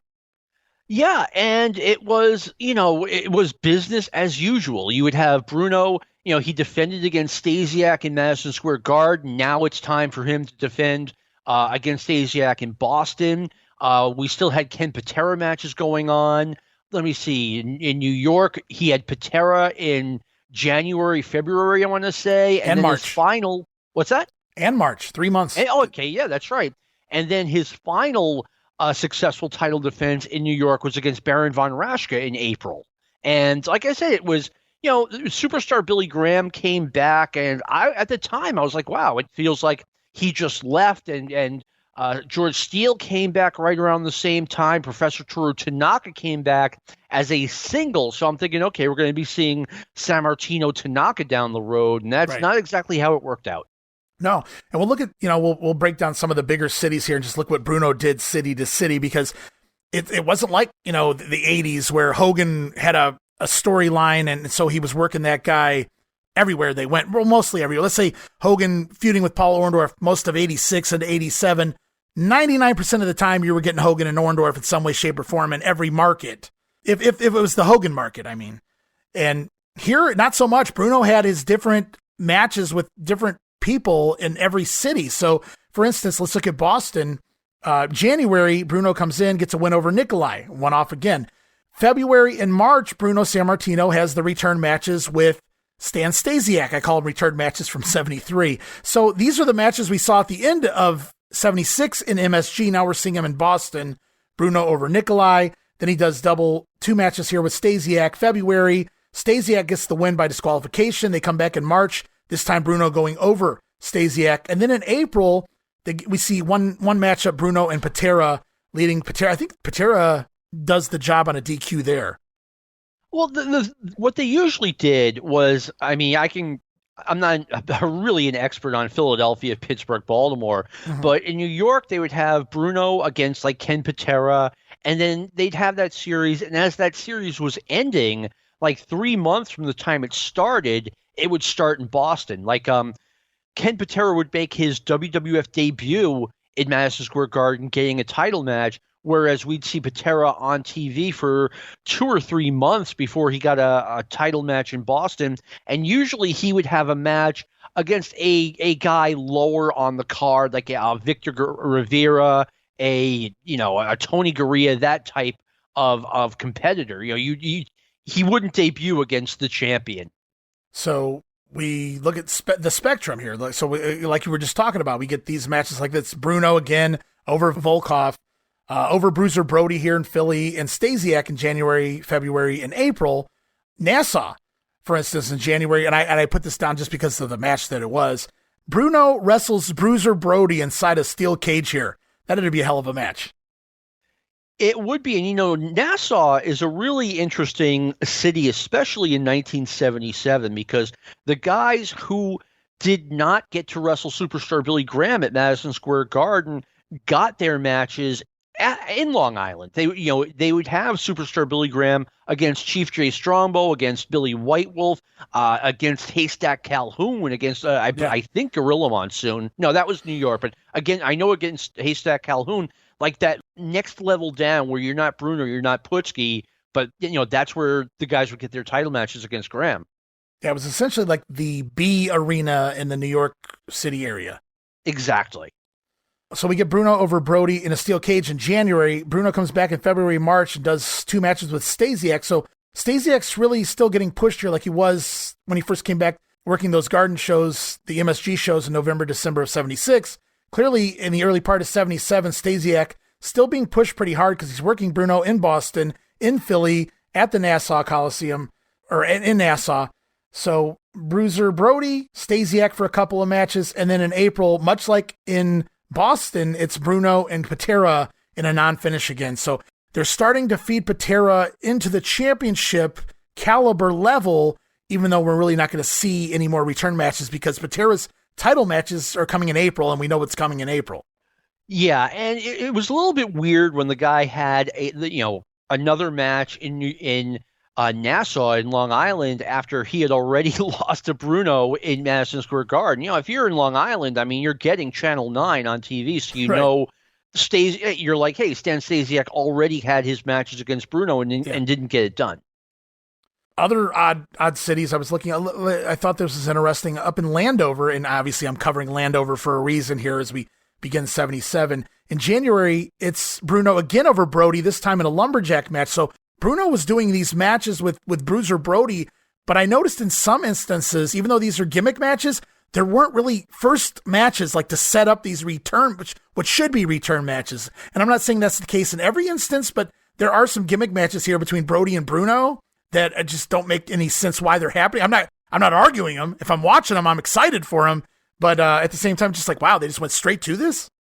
Yeah, that makes very little sense. They did that once in Boston in '82 when they had first match Bob Backlund against superstar Billy Graham is a Texas death match, but at least you could say, okay, well, they had the angle coming off TV to do that, Right. Whereas Brody never did a television angle with Bruno. So you're right, that makes no sense. Yeah, and that's a missed opportunity. They could have done something with Brody and Bruno on TV. That would have been fabulous. Yeah, I agree with you. And again, I thought, even as a kid, I'm like, okay, you got this Bruiser Brody guy who's like 6'7", or at least is being billed as such. Why not have a battle of the giants with Andre? Yeah, absolutely. So we get Bruno over Brody here in a lumberjack match. Then they come back in February. Bruno over Torquemada, who wasn't really getting title shots on the big markets either. I'm sorry, where was this? This was in Landover in February. Bruno over Torquemada. I that's a match I did not know about. So those were some of the other markets, but then we look at Madison Square Garden.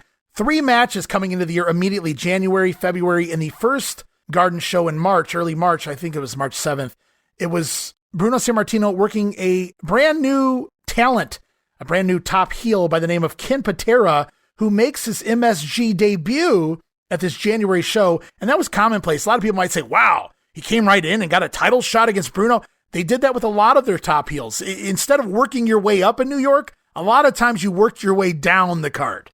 That's exactly what happened in New York. Typically, a heel would show up. He'd do 2 sets of TV tapings, and his first night on the road in the territory was to wrestle the champion in New York City. I mean, and you're right. I mean, talk about starting out at the top.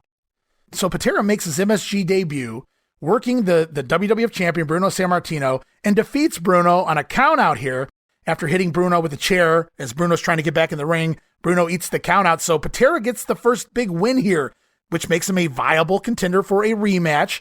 So we fast forward a month to February in the Garden. Bruno again with Patera. This time they battle to a double disqualification in a Texas death match. I'm not sure how you do that, but the referee goes down and the match ruled a no contest of sorts. Yeah, the WWF, well, let's be honest, they really, it was a place where you had all kinds of crazy finishes, like, for example, the cage match is the first man who walks out of the cage or climbs over the cage. Right. You had disqualifications in Texas death matches. A lot of it just made no sense. Yeah, I don't know that the WWF ever had one legit Texas death match. We've talked about this before. I mean, a Texas death match, it's self-defining. I mean, in New York, it was just a match with theoretically no rules, even though the referee was constantly involved in the Texas death match, and the guys weren't fighting to the death. And, obviously you have the Amarillo-style Texas death match, which, the WWF just wasn't having any part of. And so this is what I found interesting, because we know Bruno's getting ready to drop the belt anyway. And usually every challenger got their, if they were a viable contender, they got their 3 matches with the champion.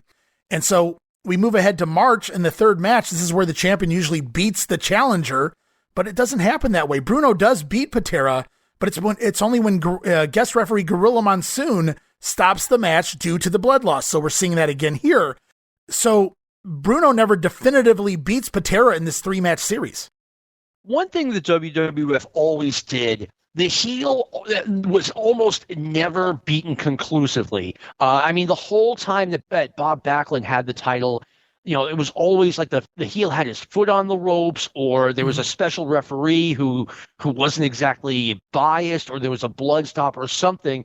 The heel always had an out, and I'm not exactly sure why they did that, but throughout the Bruno and Backlund eras, there was always a story behind why the heel lost, and whatever it was, usually it was the foot on the ropes, and the heel always had an excuse.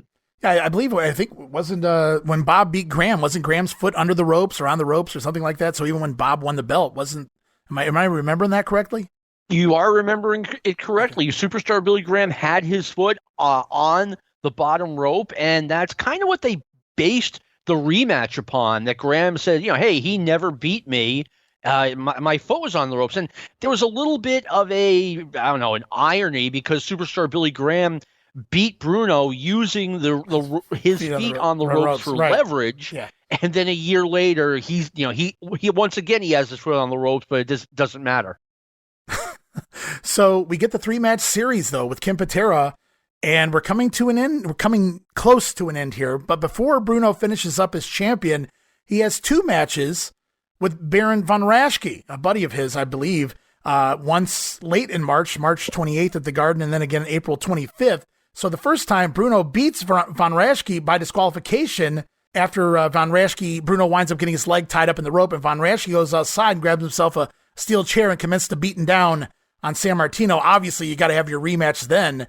Even though Bruno got the win, he wants that revenge, and that's what we get here in April. And that's Bruno this time defeating von Raschke, which sadly would become Bruno's final ever title defense in the Garden. And that was something I can tell you right now I did not see coming. I mean, Superstar Billy Graham, I know in real life it was far from out of the blue. It had been planned for quite some time. Mm-hmm. But for me, I mean, it was like when they announced on TV that Superstar Billy Graham had defeated Bruno Sammartino for the championship. I mean, it was like lightning struck me, man. It was literally, I don't want to say all I could think about all day, but I was thinking about it all day. So Bruno is the world beater. He's moseying along, beating Stan Hansen, Bruiser Brody, Stan Stasiak, a former champion. Ken Patera, Bruno essentially wins that battle. Baron von Raschke. We're in the middle of all of this, and then out of nowhere, it happens. And you know what that it is, John? I do believe I know what that is. April 30th, 1977 in Baltimore, Maryland, of all places. The guy knows his dates. Just 5 days after that guard match with the Baron, out of nowhere in Baltimore, of all places, we have a new WWWF, see I did it for that, heavyweight champion in the Superstar Billy Graham. And I think that's a great place to wrap up and package this episode, John, because everything moving forward, the world changes here in the WWF because we have not only a heel champion, but a heel champion that's going to hold the belt for more than a week or two. It was the only time that happened until from the time that WWF became a thing until the Attitude Era. Superstar Billy Graham was the only champion to hold he was the only heel to hold the championship for a significant amount of time. And I'm aware of Randy Savage. I mean, he was a heel for about 2 months before he lost the title back to Hogan. So it was definitely a unique time. And my understanding is that, I've never seen the television, but my understanding is they had a show scheduled for the Baltimore Arena. They were going to have a battle royal where the winner gets to take on Bruno Sammartino, and Graham just comes to the ring and says, no, I don't want to be in the battle royal. I just want a title match. And everyone just kind of said, okay, which makes no sense, but that's my understanding of what they did. Well, Graham was smart. Those battle royals can be dangerous in real life. You can break an ankle there pretty easily with the wrong guy landed on you. So he was like, I'm not chancing this for anything, guys. Maybe he really, in real life, maybe he walked back there and scrapped that battle royal behind the scenes. Like, I'm not taking any chances. I want that title because, the only thing I can think of as far as a heel title run beyond this, you're right. I don't think until Yokozuna, when he beats Hogan back for the belt in June of '93, he holds the belt till WrestleMania the next year. Yokozuna had like a 9-month run, which is still longer, whatever. But I mean, up until the '90s, you're talking a long, long time down the road between Graham and Yoko. So it's very interesting. I can't wait to talk about Superstar Graham and his run as champion here in the WWF here in the next episode. I think we broke this down pretty well. We talked about pre-Graham being champion. We're wrapping up with that, and when we start again, we'll start with Superstar Billy Graham being the World Wrestling Federation champion. Yeah, we're going to talk about the title change. We're going to talk about all of his defenses throughout the year. Lots of names to look at. So many guys coming into the territory. Haichi, Peter Maivia, Fuji, and Tanaka will be back as tag team champions eventually down the line here. Dusty Rhodes will be back on TV feuding with Superstar Graham. Some good matches there in the Garden. Bob Backlund, he's going to be here all year, at least on our TV screen. Chief J. Strongbow going to have to go into singles. We're going to talk about that injury to Billy White Wolf at the hands of Kim Patera. So much to cover next time. I am looking forward to it. Like I said, it was my first full year as a fan, and I loved it. And I'm looking forward to talking about Superstar Billy Graham as WWF champion in 1977. As am I, and I just absolutely love your vivid memory. You remember things, you remember the matches, the guys that were in the ring, the reason why this match happened. Maybe it's lost in time. Otherwise, there's no mention of it online. You can't find why this match happened, but there had to be something. And usually you can find that kind of information, but every once in a while you can't. I feel like you've done that here a couple times. I got to go back and figure out when they were again, but you've done that for me here a couple times on this show. Why? Oh, now that makes sense. Like Kevin Sullivan being written out. I didn't know that was at the hands of Ken Patera, so I learned something new, and I'm glad that I had John here as a guest. Well, Ken Patera was running wild, ending careers with his swinging neck breaker, and that's what kept things interesting for him because obviously, one thing about the WWF, they had one champion at this point. Once Bobo Brazil and that Air Castle United States champion disappeared, there was only one singles title, and if the babyface was a champion, the other babyfaces were effectively eliminated from contention. And when Superstar Billy Graham was the champion, guys like Ken Patera and Spiros Arion were effectively eliminated as challengers. But we'll get more into that next time, and I'm looking forward to it. Yeah, as am I, guys. I appreciate everybody. A brand new show, the Regional Rasslin Podcast, where we talk the territories, and that's what we did today. We'll be back with the other half of this 1977 project. It's been a hell of a lot of fun with you, John, and I look forward to talking to you again. I am grateful that you had me on. Thank you, Ray. Absolutely. For those listening on the Wrestling Memory Grenade, we will be back next week. We'll resume the 1987 project in the WWF. Anybody looking for this show here, the Regional Rasslin Podcast, talking with John McAdam about 1977 and so forth, as I go on with the newest addition to the WrestleCopia Podcast Network. You guys can continue to listen to this show on WrestleCopia.com or all of your favorite podcast streaming apps. Thanks again, John. This has been Regional Rasslin, where we talk the territories.